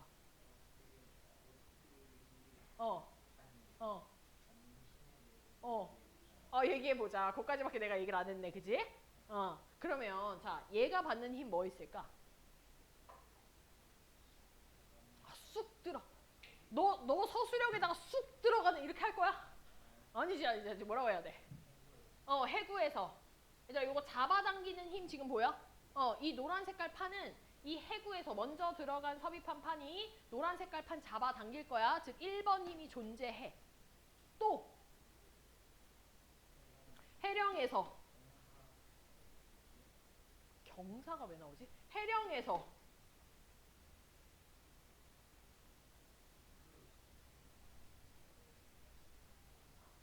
미는 힘. 이게 1번 힘이었잖아. 2번 힘이었잖아. 2번 힘. 아까. 돼? 자, 네가 지금 방금 뭐 경사, 미끄러지는 이런 말 썼잖아? 그거는 해령에서 미는 힘이 아니라 이 부분에서 하는 얘기야. 그러니까 3번 힘에 대한 얘기야. 난 지금 1번하고 2번만 얘기하겠다고. 그러니까 3번 힘은 나 제외시키는 거야. 알겠지? 사실 3번 힘은 여기도 존재하고 여기도 존재해. 다 있어, 3번이. 근데 3번이 공통이니까 빼고 1, 2번만 보자는 얘기야. 그럼 봐봐. 이 노란 색깔의 오스트레일리아 판 같은 경우에는 1번 힘도 작용하고 2번 힘도 작용해. 얘가 자, 그럼 얘들아, 저 연두색의 남아메리카 판하고 노란색의 오스트레일리아 판 중에 누가 더 빠를까? 오스트레일리아. 이유는? 그렇지, 힘이 두 개니까. 그렇지. 힘이 해구에서 잡아당기는 힘이 추가적으로 있으니까. 심지어 얘들아, 이 해구에서 잡아당기는 이 힘은 되게 세. 돼? 해령에서 미는 힘보다 더 세. 그래서 무슨 결과가 나오냐? 봐봐. 이 남아메리카 판 같은 경우에는 해령에서 밀어내니까 자, 판의 이동 속도가 3cm per 연. 1년에 3cm 이동하게 되거든. 근데 여기 볼래? 오스트레일리아 판은 몇 cm 이동해? 7cm 이동해. 7cm. 보이니? 훨씬 빠르다는 얘기야. 2배 이상 빠르다는 얘기야. 왜? 2번 요 해구에서 잡아당기는 힘이 추가로 존재하기 때문에. 얘가 문제 어떻게 나올 것 같아? 그림 딱 주고 판의 남아메리카 판과 오스트레일리아 판의 이동 속도를 비교하시오. 그 이유에 대해 서술하시오. 되니? 그림 이렇게 자세하게 막처럼 3cm, 7cm 줄까? 전혀 안 줘. 해령도 안 주고 해구도 안 줄 거야, 너네한테. 되니? 그냥 판 경계만 이렇게 검은 색깔 선으로 그려놓을 거야. 그럼 너네가 여기가 해구고 여기가 해령인 걸 알아야 되고. 됐지? 응. 그 다음에 오스트레일리아 판이 더 빠르다. 이유는 해령에서 미는 힘 플러스 해구에서 잡아당기는 힘까지 존재하기 때문에를 적어야 감점이 안 돼. 알겠니? 이게 중학교하고 고등학교 시험이 내가 되게 이렇게 차이 많이 난다 했잖아. 그지? 이 차이가 많이 나는 이유 중에 또 하나가 뭐냐면요. 여러 가지 이유가 있지만 많이 나는 이유 중에 하나가 선생님들이 서술형을 가볍게 넘기질 않아. 선생님이 생각한 모범 답안에 이 단어가 없잖아? 그럼 무조건 감점이야. 뭘 어떻게 잘 풀었어도 그냥 무조건 감점이야. 그러면 뭘 해야 되냐면 교과서에 나오는 교과서용 표현을 갖다 써야 되거든. 그게 뭐냐면 지금 내가 계속 얘기하는 1번과 2번에 각각 아까 밑줄 쳤던 별표 쳤던 그 용어 갖다 써야 돼. 안 그러면 그냥 무조건 감점이야. 객관식 100점 맞는 거 많아, 고등학교 애들. 객관식 막 15문제 이렇게 나오잖아. 15문제 뭐 20문제 나오거든. 뭐 100점 맞는 애들 많아. 인간이 공부하는 다 객관식은 100점 맞아. 근데 문제가 서술형. 서술형에서 10점 깎이는 애, 20점 깎이는 애 허다해. 돼?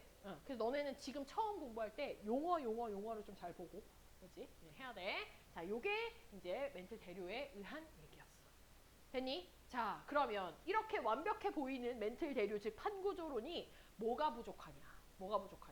그 얘기가 이 밑에 맨 마지막 줄에 나와 있어. 자, 이렇게 우리가 판과 판 사이에 판구조론의 정의가 뭐였었냐면 지구가 여러 개의 판으로 구성되어져 있다라는 거 하고 이런 판의 경계에서 화산 활동과 지진이 발생한다라는 게 판구조론의 내용이었거든. 그치? 초점 잡아. 초점 잡아. 되니? 그게 판구조론의 내용이었거든. 되니? 그러면 질문. 얘들아, 우리가 이 지구에서 발생하는 모든 화산 폭발은 다 판구조론 아니지. 판의 경계에서 나타날까? 모든 화산 폭발이? 그게 아니야. 그지? 아니, 그러면 판의 한중간, 판의 내부에서 화산 폭발이 일어날 수도 있거든? 되니? 그럼 그거는 도대체 어떤 이론으로 설명해야 되냐는 거야. 판구조론으로는 전혀 설명할 수가 없어. 이런 애들이 만약에 좀 적었잖아? 몇 개 없잖아? 그러면 그냥 이렇게 적당히 눈 감고 뭐 이렇게 그런가 보다 이렇게 뭐 압력을 받았나 보다 하면 돼. 근데 무시할 수 없을 정도의 꽤 많은 곳에서 판의 경계가 아닌 판의 내부에서 화산 폭발이 일어나. 너네 하와이 들어봤어? 하와이? 하와이 가봤어? 하와이 가본 사람이 있네. 하와이 안 가봤어? 하와이 안 가봤어? 나도 안 가봤어. 나도 안 가봤는데 자, 하와이 가본 애가 그럼 얘기해봐. 자, 하와이 주변의 섬이 하와이 달랑 하나야? 그건 아닐걸? 그지? 하와이 주변의 섬이 좀 여러 개가 있어. 얘들아, 이 하와이 주변에 있는 모든 섬들이 다 어떤 섬들이냐면요. 화산 폭발에 의해서 생긴 화산섬들이야. 근데 하와이의 위치가 딱 어디냐면 태평양판의 한중간. 돼? 아니, 판에 어떻게 내부에서 화산 폭발에 의한 화산섬들이 이렇게 많이 생길 수 있는가에 대한 설명을 갖다가 하기 위해서 우리는 멘틀 대류설 제끼고 그걸 보완한 플룸 구조론이라고 하는 새로운 이론으로 설명을 지금부터 할 거야. 알겠니? 얘들아, 플룸 구조론이 왜 나왔는지 알겠어? 왜 나왔는지 알겠어? 판의 경계가 아니라 판의 내부에서 나타나는 화산 폭발을 설명하기 위해서 플룸 구조론이 새롭게 나왔어. 그럼 우리는 뭐부터 해야 되냐? 도대체 플룸이 뭔가? 얘들아, 근데 플룸의 정의는 뭐냐면 플룸의 정의는 어떤 뜨거운 물질과 차가운 물질의 연속적인 흐름 뭐 이렇게밖에 설명을 못해. 왜냐면 내가 그 얘기를 했어. 멘틀 눈으로 본 사람 있어? 없다 그랬지? 얘들아, 플룸도 눈으로 본 사람이 없어. 플룸도 눈으로 본 사람이 없어. 그냥 뭐가 연속적으로 뭐가 이어지는데 뭐 이런 거야. 그럼 그런 걸 우리가 어떻게 확인하냐면 우리 지구의 내부 구조 지진파로 확인했잖아? 마찬가지야. 얘도 지진파를 갖다가 땅에서 쏴봤더니 이런 모양이 나타나. 이런 모양. 얘들아, 여기서 지금 색깔을 보게 되면은 얘들아, 빨간 부분이 색깔이 좀 이렇게 지구 내부 온도가 이렇게 높다, 고온이다 이렇게 표현이 되어져 있는 거고요. 차가운 부분들이 이렇게 표현이 되어져 있습니다. 근데 얘들아, 여기 이 용암 기둥처럼 이렇게 올라오는 이런 거 보이니? 요거? 얘들아, 이게 뭐냐면 멘틀가 노란색이 멘틀 부분이야. 요 멘틀가 이 안쪽에 핵 부분, 특히 외핵, 멘틀과 외핵의 경계로부터 올라오는 뜨거운 플룸이 이런 모양이야. 왜냐하면 보통 우리가 지진파라고 하는 파동이 지나갈 때 그 지구의 어떤 특정 부분이 온도가 좀 높잖아? 그럼 지진파가 되게 느려져. 갑자기. 근데 그 부분이 좀 온도가 낮잖아? 차갑잖아? 그럼 또 지진파가 그 부분에서 또 되게 빠르다. 되니? 그럼 우리가 지진파의 빠르고 느리고 하는 부분들을 갖다가 이 부분의 온도가 어떻다라는 거를 이렇게 온도 분포를 나타낼 수 있어. 그 온도 분포를 나타냈더니 어떤 형태가 나타나는가? 이런 이어져 있는 흐름이 나타나. 그러니까 그 흐름이 여기 한 군데에 빨간색만 나타나는 게 아니라 어떤 부분도 나타나냐면 위에서 지금 이렇게 내려오는 이런 내려오는 흐름도 보이니 혹시? 되니? 이렇게 위에서부터 내려오는 차가운 애들의 흐름도 보인다는 거야. 그러니까 이런 물질의 흐름 같은 거를 우리가 플룸이라고 해요. 플룸. 자, 플룸은 종류가 두 가지입니다. 두 가지. 뜨거운 플룸, 차가운 플룸.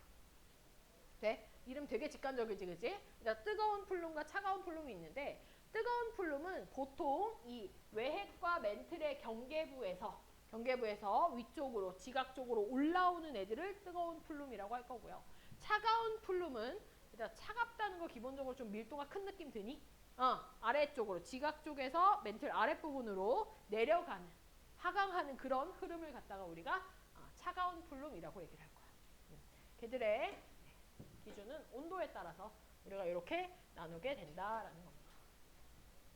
그래서 우리가 이 플룸이라고 하는 물질의 상승이나 하강을 가지고 특히 이 플룸의 상승 부분 있지? 이렇게 올라오는 요 상승 부분.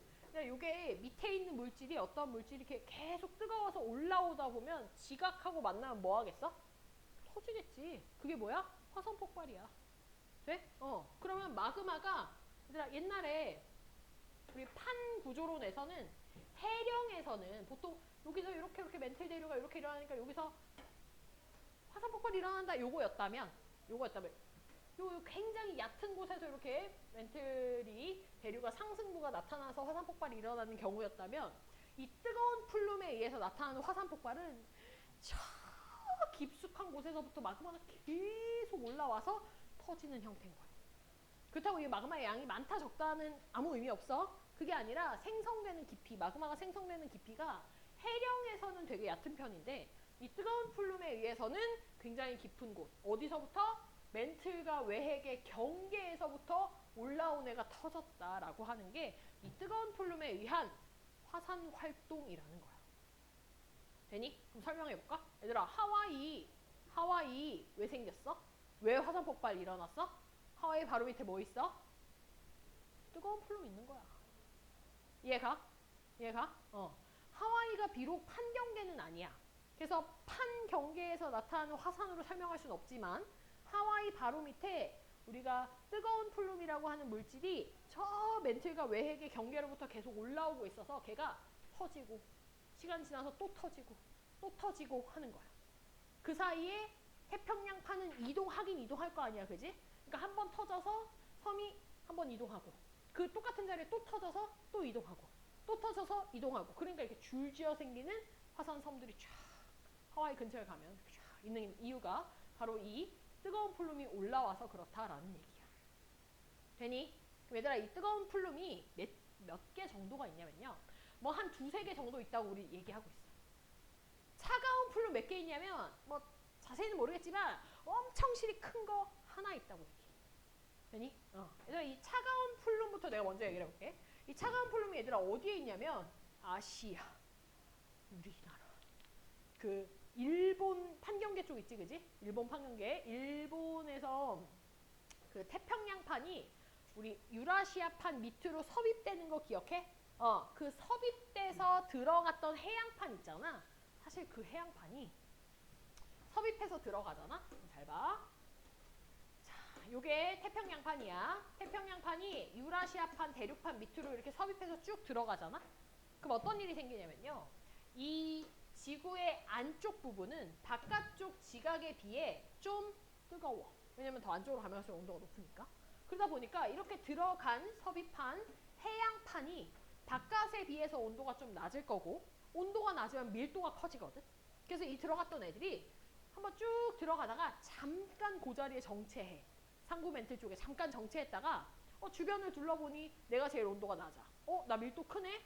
그 뒤로 쭉 밑으로 내려가. 어디까지 내려가냐면 멘틀과 외핵의 경계까지 내려가는 거야. 되니?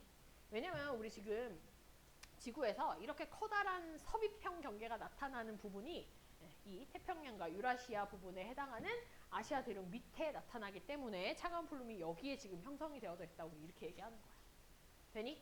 그럼 이렇게 차가운 플룸이 아래쪽으로 쭉 내려가. 어디까지 내려가? 멘틀과 외핵의 경계까지 내려가. 내려간 얘네들이 뭐 하냐면 조금씩 이동해. 돼? 이렇게 멘틀과 외핵의 경계를 갖다 이렇게 도면서 이렇게 이동을 한단 말이야. 그러다가 어느 특정 지점에서 온도 교란 같은 게 일어나게 되거든. 그럼 이제 얘가 상승하기 시작해. 얘가 또 이렇게 이동하다가 어느 지점에서 온도 교란 때문에 올라가기 시작하거든. 또 올라가기 시작하거든. 얘들아 이런 부분에서 뜨거운 플룸이 형성이 된다는 얘기야. 알겠어? 그럼 얘들아 뜨거운 플룸이 올라가는 장소도 정해져 있어. 온도 교란이 일어나는 장소도 정해져 있어. 대표적으로 어디냐? 태평양. 남태평양 쪽에 하와이 올라가는 그쪽. 그 다음 대서양 쪽. 대서양 그 중앙해령 있었던 데 있지, 그지? 그 근처로도 올라가고요. 또 아프리카 대륙 위로도 올라갑니다. 이렇게 크게 세 군데 뜨거운 플룸이 올라간다라는 뜻이야. 이해가? 그럼 얘들아, 그 만약에 문제에 이런 문장이 나오면 이게 맞는 말일까 틀린 말일까 한번 생각해봐.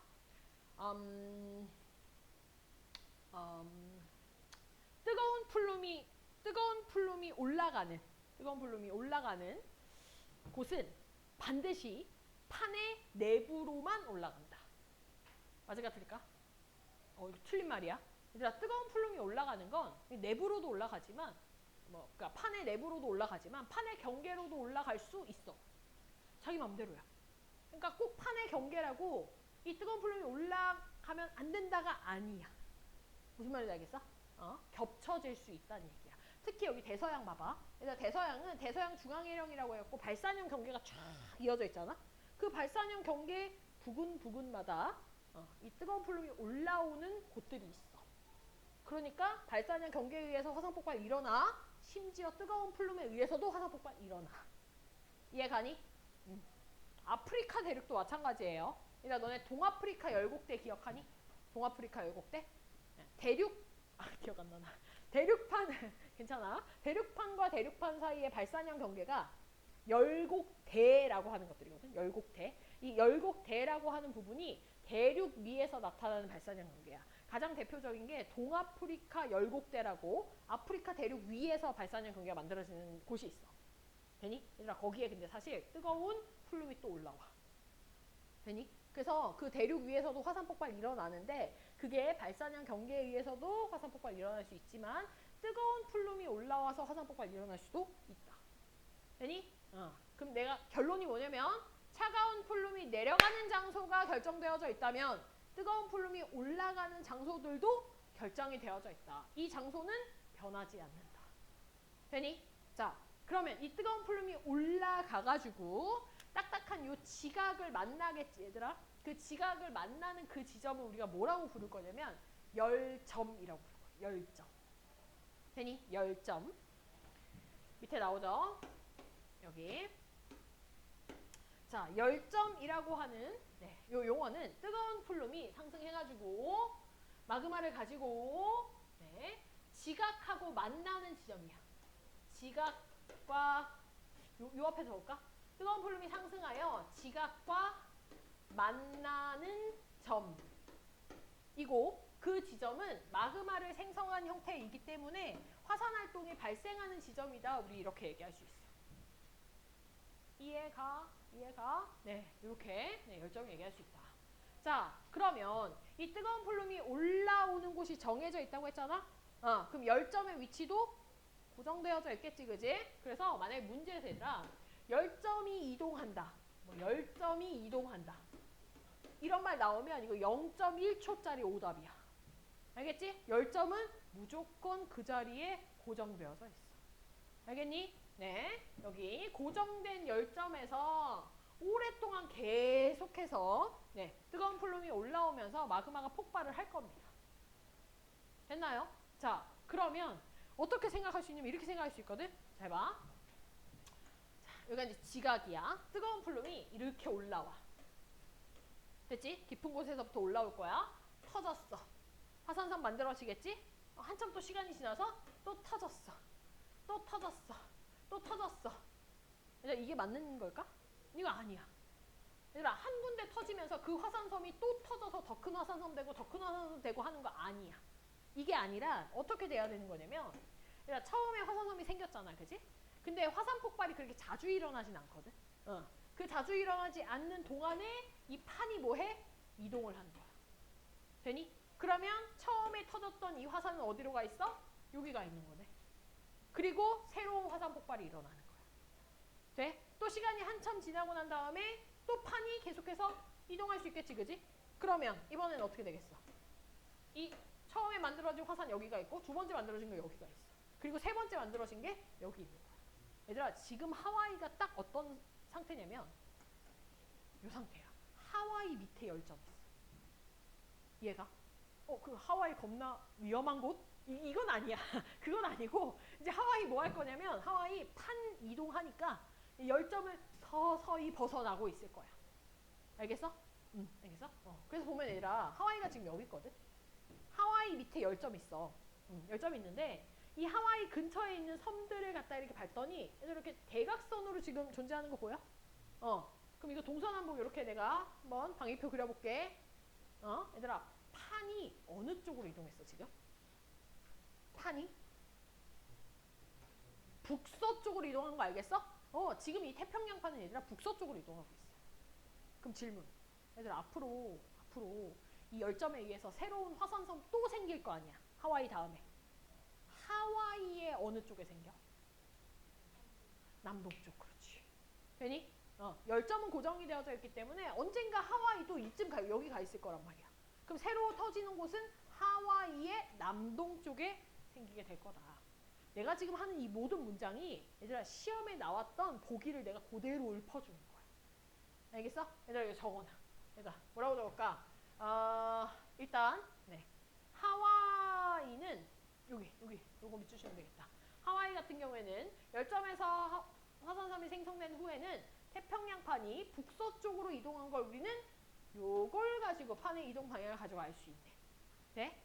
네. 그리고 여기 지금 판의 이동 방향이라고 저 화살표가 안 나와 있더라도 우리는 어떻게 알 수 있냐면 나이를 보면 돼. 나이를. 하와이 섬의 나이가 0. 뭐 얼마 이럴 거야. 되게 어릴 거야. 근데 이 하와이에서부터 먼 애들은 나이가 어때? 좀 많어. 단위가 100만 년 단위다. 되니? 좀 나이가 많은 형태야. 그러면 나이가 어린 애들로부터 많은 애들 쪽으로 어떻게 되는 거야? 판이 이동하고 있다고 보면 돼. 알겠지?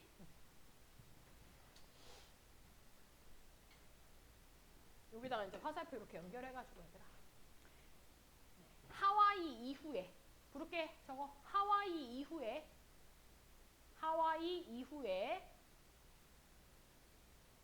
새로운 화산섬이 만들어진다면 하와이 이후에 새로운 화산섬이 만들어진다면 하와이의 무슨 쪽? 남동쪽에 생성된다.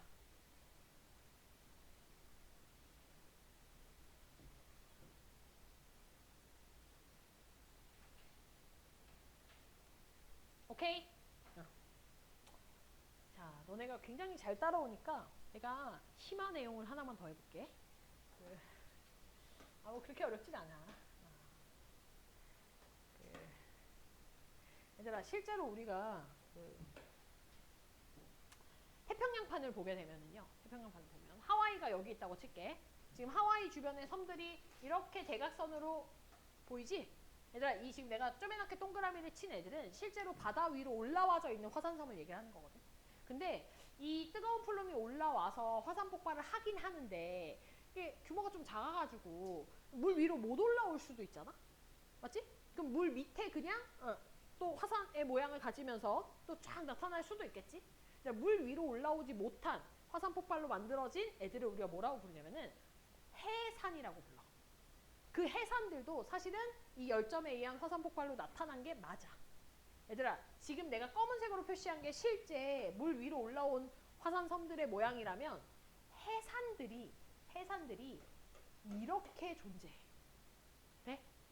요 해산들은 물 밑에. 오케이? 이렇게 존재할 거거든?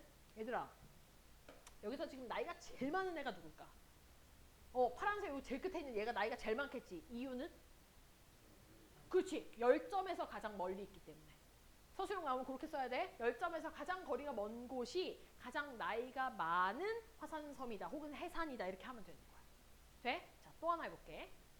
판의 이동 방향에 대해서 서술하시오거든. 판의 이동 방향. 자, 만약에 이 해산이 없는 상태라고 지금 여기 책에 나와 있는 상태로만 얘기를 했다면 판이 북서쪽으로 간다는 거 우리 이미 알고 있어.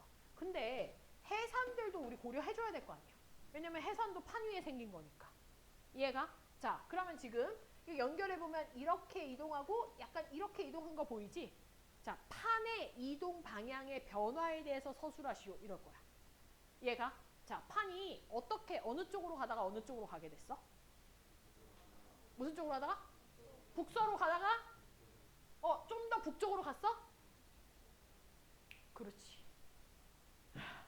자, 북서 쪽으로 가다가 북쪽으로 간 게 아니야. 북쪽으로 가다가 북서 쪽으로 간 거야. 왜냐면 얘가 제일 나이가 오래됐다며. 얘가 그럼 1번이잖아. 얘 원래 어디서 만들어졌어? 여기서 만들어졌어. 2번이 누구야? 얘가 2번이잖아. 그지? 자, 2번이 다시 또 여기서 만들어지려면 이 만들어졌던 1번이 어디로 가야 돼? 북쪽으로 가, 여기 가야 돼. 그리고 2번이 여기 생겨야 돼. 그래야 요 라인이 생길 거 아니야. 이해가? 그래서 판은 원래 옛날에 거의 북쪽으로 가다가 그러다가 어느 순간에 요 나이에 해당하는 요때 됐을 때 이제 판이 어떻게 돼? 이렇게 가다가 이렇게 판이 이동하게 된 거야. 요 화살표 요게 판의 이동 방향의 변화야. 알겠어? 그래서 요거를 이제 지구학에서는 얘들아 뭐라고 표현하냐면요. 지금 우리 요 부분이 북서 방향 맞거든? 근데 동서남북 했을 때 여기가 북이고 여기가 서잖아? 여기 가운데가 여기가 북서였잖아? 요거는 우리가 이제 팔방위로 나타낼 때 이렇게 나타내는 거고 이런 거 들어봤는지 모르겠는데 그 16방위로 나타내는 것들이 있어요. 그러면 요 사이가 있고 요 사이가 있거든? 요 사이 뭐라고 하냐면은 북서 중에서 북쪽에 가까운 북서에서 북북서. 진짜로 나쁜 거 아니야 진짜.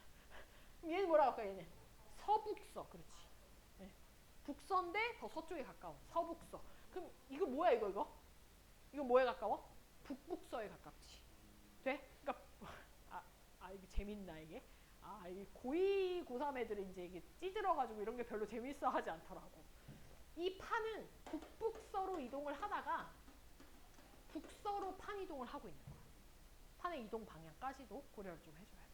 오케이? 여기서 이제 좀 더 디벨롭을 시켜보면 뭐까지 할 수 너무 많이 갔나? 또 뭐까지 할 수 있냐? 이 나이를 알려줄 거거든. 얘의 나이를.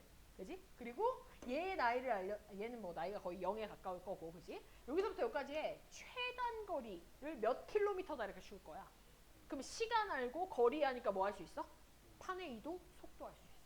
이것도 계산이 가능해. 되나요? 네, 이런 식으로 문제가 나올 수 있다. 실제 내신에서 이렇게 나온다. 됐니?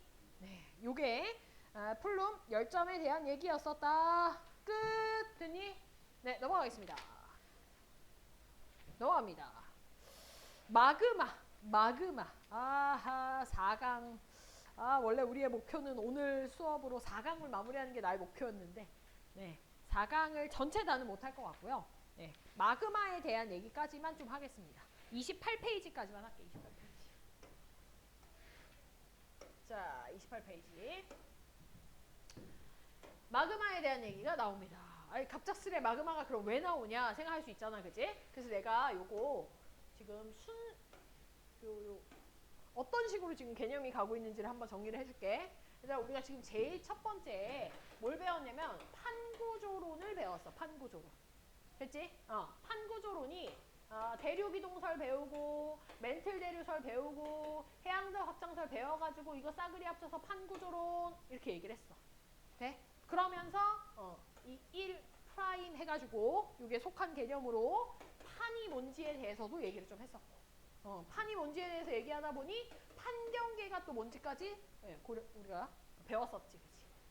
그 다음에 두 번째로 나왔던 게 뭐였었냐면 그러면 이 판구조론이라고 하는 이런 이렇게 나와져 있는 결과론적인 증거 가지고 대륙 이동시키는 거 말고 직접적인 증거를 가지고 대륙 이동시키는 거 한번 배워보자 해서 배웠던 게 이제 복각, 편각 뭐 이런 각도 있었지, 그지? 진북, 자북 뭐 이런 것들 가지고 우리가 실제 대륙 이동의 증거에 대해서 배웠어. 돼? 그러면서 세 번째 배운 게 뭐냐면 이걸 통해 가지고 이제 더더군다나 이 판구조론이 완성이 된 거야. 근데 이 판구조론에 뭐가 있어? 구멍이 있네. 어떤 구멍? 판에 내부에서 일어나는 화산활동을 설명 못한다는 구멍이 있었어. 그걸 보완해주기 위해서 뭐 했어? 플룸 구조론 한 거야. 그래서 이 플룸 구조론 통해 가지고 이제 판의 내부에서 일어나는 화산활동에 대해서 설명을 싹 다 했어. 판구조론 끝. 됐니? 그러면 이 판구조론이라고 하는 이 판이 지각과 일부, 상부 멘틀의 일부에 대해서 우리가 얘기를 한 거잖아. 그지? 즉, 지각에 대한 얘기를 사실 판에서 다 한 거야. 되니? 그럼 이제 우리는 뭘로 넘어가야 되냐면 이런 지각들을 구성하고 있는 애들이 누군가로 넘어가야 돼. 되니? 지각을 구성하는 애들이 누굴까? 암석입니다. 암석을 구성하는 애들이 누굴까?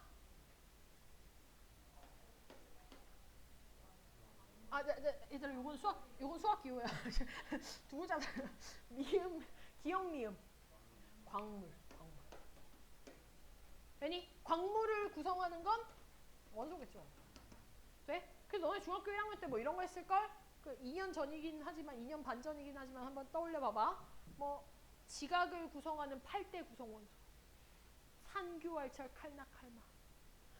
기억이 안 나? 이 코로나 시대 이거 어떡하지? 안 배웠어? 안 배운 건 아닐 텐데 이거 중학교 1학년 때 나오는 건데. 기억이 안 나지, 그지? 괜찮아. 뭐 기억 안 난다고 가정하고 내가 다 설명할 거야. 다 설명할 건데 우리는 아무튼 지금 순서가 어떻게 돼가고 있는 거냐면요. 이제 요거 다 배웠으니까 이제 암석에 대해서 배우겠다. 이제 이 말이야. 그럼 암석 얘기를 하면서 내가 중간중간에 광물이나 원소에 대한 얘기도 하긴 할 거거든. 자, 근데 암석은 크게 세 가지가 있어. 크게 세 가지. 첫 번째. 마그마가 굳어진 화성암. 되나요? 두 번째. 퇴적물이 퇴적된 퇴적암. 세 번째. 변성암. 좋아. 변성암.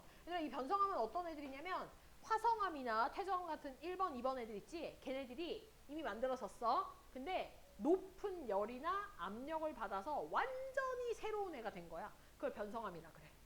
네? 근데 지구과학에서는 변성암에 대해서는 자세히 배우지 않습니다. 그냥 변성암의 종류가 뭐 있다 정도 끝. 네? 뭐 많이 배우지도 않아.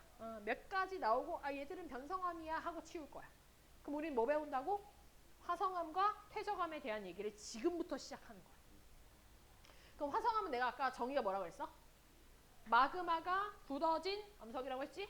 그러니까 마그마부터 빨리 배워야 될 거 아니야. 마그마의 종류가 뭐가 있는지, 마그마 도대체 어떻게 만들어지는지, 마그마의 생성 과정, 생성 원리에 대한 얘기, 그리고 이 마그마가 만들어졌다는 얘기는 결과적으로는 화산 폭발 같은 거 일어났다는 얘기잖아, 그지? 그런 화산 폭발 같은 거를 통해 가지고 마그마가 만들어질 때 나타나는 특징들, 또 이 마그마가 굳었을 때 어떤 암석 되는지, 암석 종류, 이게 끝이야. 돼? 이렇게 화성암에 대해서 배울 거고, 이거 다 배우고 나면 그럼 이제 두 번째 암석, 퇴적암. 퇴적암은 어떤 과정을 통해서 만들어졌는지, 어떤 퇴적물이 퇴적됐을 때 퇴적암의 종류가 뭐뭐 있는지, 되니? 그리고 퇴적암을 갖다 어떻게 할 거냐면 얘들아, 우리가 막 클로즈업 해가지고 퇴적암을 자세히 볼 거야. 그러면 뭐가 보이냐면은 되게 특이한 구조들이 보여. 예를 들어 뭐 깊은 곳에서 만약에 얘가 퇴적이 됐어? 그럼 얘가 깊은 곳에서 만들어졌다라고 하는 표시가 있어. 얘가 엄청 얕은 곳에서 만들어지잖아? 그럼 얕은 곳에서 만들어진 티가 나. 이런 퇴적 구조가 한 4가지 나오거든? 그 4가지에 대한 얘기를 좀 할 거고, 자, 이번 이렇게 클로즈업해서 봤다면 이번엔 이제 멀리서 이렇게 줌아웃해서 지층들을 볼 거야. 그럼 그 지층들이 뭐 휘어져 있냐, 끊어져 있냐, 뭐 이런 거 있잖아. 그런 지질 구조에 대해서 배울 거야. 그게 요 퇴적암에 속해져 있는 거야. 그것까지 배우면 끝. 얘가 요런 순서대로 지금 진행이 될 거야. 그래서 지금은 요 화성암이 들어간다. 화성암은 마그마가 굳어진 애들을 얘기를 할 거니 나는 마그마까지만 오늘 얘기할게. 화성암 안 들어갈게. 마그마까지만 얘기해볼게. 마그마까지만. 얘들아, 마그마는요 일단 종류가 몇 종류가 있냐면 3종류가 있어. 마그마의 종류가 3종류. 현무암질 마그마, 안산암질 마그마, 유문암질 마그마, 이렇게 3가지가 있어. 그러니까 현무암질 마그마가 굳으면 무슨 암이 될까? 현무암. 그렇지. 근데 반려암이 되기도 해. 반려암. 얘가 굳으면 현무암이, 이건 적지 마. 현무암이 될 수도 있는데 반려암이 될 수도 있어. 안산암질 마그마가 굳으면 뭐가 될까? 안산암. 안산암이 될 수도 있고, 혹시 들어봤나 모르겠네. 섬록암이 될 수도 있어. 조금 기억이 나는 애들이 있는 것 같아. 유문암질 마그마가 굳으면 유문암이 될 수도 있지만 화강암. 그렇지. 이게 될 수도 있어. 그럼 어떻게 되냐? 이건 왜 그러냐? 이 현무암, 안산암, 유문암 같은 애들은 이제 이 각각의 마그마들이 이제 지표로 터져 나와서 굳어지는 애들. 지표 부근에서 만들어진 산 중턱 이런 데서 만들어진 애들이고, 이제 이 밑에 있는 애들은 저 지하 깊은 곳에서 천천히 굳어지는 애들 이렇게 이제 나눌 수가 있거든. 근데 지금 얘기하는 이런 애들이 장소가 어디냐에 따라서 위에 있는 애들과 아래에 있는 애들로 나눌 뿐이고 실제 얘네들의 성분은 현무암이나 반려암이나 얘들을 구성하는 성분은 사실 똑같아. 네? 그게 어떤 성분이냐? SiO2라고 하는 이산화탄소가 52% 이하 들어가 있는 좀 SiO2가 적게 들어가 있는 애들이 현무암질 마그마로 우리가 얘기할 수 있어. 네? 우리가 얘들아 그 아까 지각, 암석, 광물, 원소 뭐 그 얘기 했잖아. 그지? 지각을 구성하는 8대 구성 원소가 뭐가 있냐면요. 잠깐 얘기했는데 산규알찰, 칼나칼마 이렇게 8가지가 있거든. 그중에 가장 많은 게 산소와 규소야. 되니? 산소, 규소, 알루미늄, 철, 칼슘, 칼나, 나트륨, 칼륨, 마그네슘 이러거든. 네? 근데 이 뒤에 4개는 필요 없어. 산소, 규소, 알루미늄, 철 하면 끝나. 얘가 산소, 규소만 해도 사실 상관없어. 그러니까 산소, 규소가 가장 많은 양을 차지해. 지각에 있어서. 그래서 우리가 이 산소, 규소의 함량을 가지고 마그마를 분류하는 거야. 돼? 얘들아, 분류 기준의 숫자가 52, 63 이래. 좀 이상하지 그제? 52 하나만 외워. 그리고 10의 자리도 1 더하고 1의 자리도 1 더하면 돼. 돼? 네. 52%보다 더 SiO2가 적다? 현무암질 마그마야. 얘가? 너네 현무암 하면 뭐가 생각나? 도라르방. 누가 도라르방 했지? 그지? 나 들렸어 지금? 일단 도라르방 어때 색깔이? 시꺼매. 맞아. 일단 도라르방 색깔이 시꺼먼 이유가 뭐냐면 그게 현무암이거든. 현무암. 현무암질 마그마가 굳으면 현무암 될 수 있다며. 그럼 얘가 왜 시꺼머냐면 SiO2의 함량이 적고 대신에 딴 애가 많이 들어가서 그래. 돼? SiO2로만 되어져 있잖아? 걔네들 어떠냐면요. 하얘 막. 얘가 너네 막 석영, 장석 이런 거 혹시 기억나니? 광물 중에? 막 허옇 되게 예쁘게 생긴 투명하게 생긴 그런 애들 있잖아. 그런 애들이 SiO2가 많은 애들이야. 얘가 그러면 SiO2의 함량이 52%보다 적고 대신에 철이나 마그네슘 같은 금속의 원소를 많이 가지고 있는 광물이 들어가 있으면 이제 이런 시커먼 색깔을 나타내는 성분이 현무암질 마그마의 형태가 된다는 거야. 되니? 자, 안산암질 마그마는요. 이 현무암질 마그마와 유문암질 마그마의 중간 성격을 가지고 있기 때문에 우리 언급하지 않을 겁니다. 그냥 중간값이야. 유문암질 마그마는 SiO2의 함량이 63% 이상이야. 얘들아 말은 63%인데 거의 한 70, 80 넘어. 거의 대부분이 SiO2로 되어져 있는 거야. 이런 애들은. 그럼 얘들은 만약에 굳으면 굳으면 색깔이 어떨까? 어두울까 밝을까? 밝아. 왜냐면 SiO2가 많아서. 되니? 만약에 굳는다면 마그마일 땐 모르지. 그지? 모르는데 성분이 일단 그렇다는 거고 얘가 이제 굳게 된다면 그때 이제 이런 애들은 밝겠구나 이렇게 이제 예상을 할 수 있다는 거야. 됐죠? 자, 그럼 이런 현무암질 마그마의 또 다른 특성은 뭐가 있냐? 얘들아 일단 마그마가 이렇게 세 종류가 있는데 그 중에서 가장 마그마의 온도가 높아. 몇 도 정도 되냐면요. 한 1000도씨 정도 됩니다. 1000도씨 이상. 마그마의 온도가 1000도씨 이상쯤 돼. 현무암질 마그마가. 유온암질 마그마는 그거에 비해서는 좀 낮은 편이야. 얼마쯤 되냐면요. 800도씨 이하야. 800도씨 이하. 알겠어? 그 다음 점성에 대한 얘기가 나오네. 점성. 그러니까 점성이 뭐냐면 끈적끈적한 거 얘기하는 거잖아. 점성이 작다는 얘기는 마그마가 이렇게 탁 터져 나오잖아? 그러면 쫙 퍼지는 거야. 점성이 작으니까. 얘가 너네 물 같은 거 책상에 부으면 어떻게 돼? 그냥 바로 쫙 퍼지지? 그거랑 똑같아 여기가. 그래서 이 점성이 작다라고 얘기를 하는 게 빠르게 확 퍼진다라는 거야. 그래서 사실 이 현무암질 마그마 같은 애들이 화산 폭발이 일어나잖아? 그러면 어떤 화산이 잘 만들어지냐면 요거 좀 적어 놓을게. 안 적혀져 있어가지고 어떤 화산들이 많이 생기냐면요. 순상 화산이나 혹은 용암대지를 많이 형성을 해. 얘들아 저 순자가 무슨 순자냐면 방패 순자야. 방패 모양의 화산이야. 너네 캡틴 아메리카 방패 알아? 그 방패가 야 이렇게 생겼냐? 아니잖아. 어떻게 생겼어? 이렇게 생겼잖아, 그지? 그러니까 화산 모양이 이렇게 생긴 거야. 되게 이렇게 경사가 완만해. 돼? 이렇게 터지면 바로 쫙 퍼지니까 완만한, 경사가 완만한 형태고, 심지어 경사를 안 가지는 용암 대지, 평평한 대지의 형태를 나타내는 게 점성이 작은 현무암질 마그마가 터졌을 때야. 자, 반대로 유무암질 마그마는 점성이 겁나 커. 얘들아, 꿀 생각해, 꿀. 괜히? 내가 꿀을 위에서 이렇게 쭉 짜면 어떻게 돼? 쫙 퍼지는 게 아니라 계속 쌓이고 거기에 또 쌓이고 거기에 또 쌓이고 이런 식이잖아. 그래서 얘는 만들어지길 산이 이렇게 경사가 급한 종상화산을 만들고요. 이 종자가 무슨 종자냐면 그 땡 하는 그 종 있지? 종 모양. 종 모양 해서 종상이거든. 땡 치는 그 종 있잖아. 그 모양. 되니? 요게 이제 종상화산은 유무남질 마그마가 보통 많이 만들게 된다는 거야. 알겠어? 알겠어? 네. 너네 제주도 가봤어? 한라산 가봤어? 한라산? 너 많이 다녔다.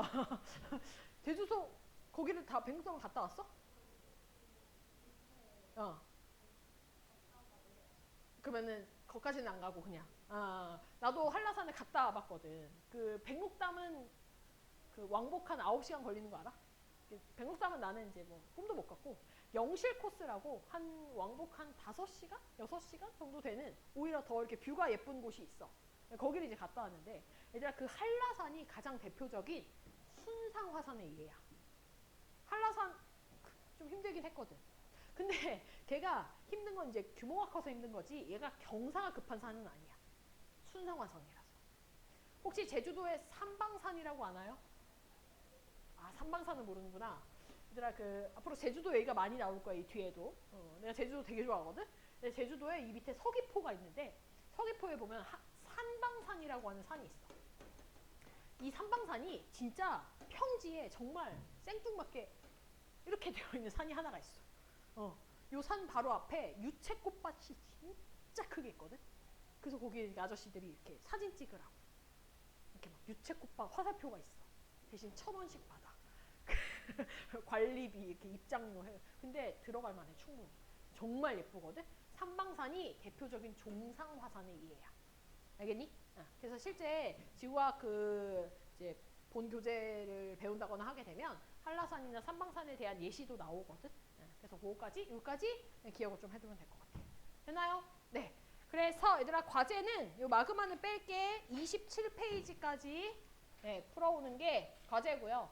까먹기 전에 미리 이번 주 내에 완료를 하고 우리는 10월 달에 시험 끝나고 보고 다음 주까지 내신 요거 기출문제 풀어와서 수업을 들으면 됩니다. 안녕.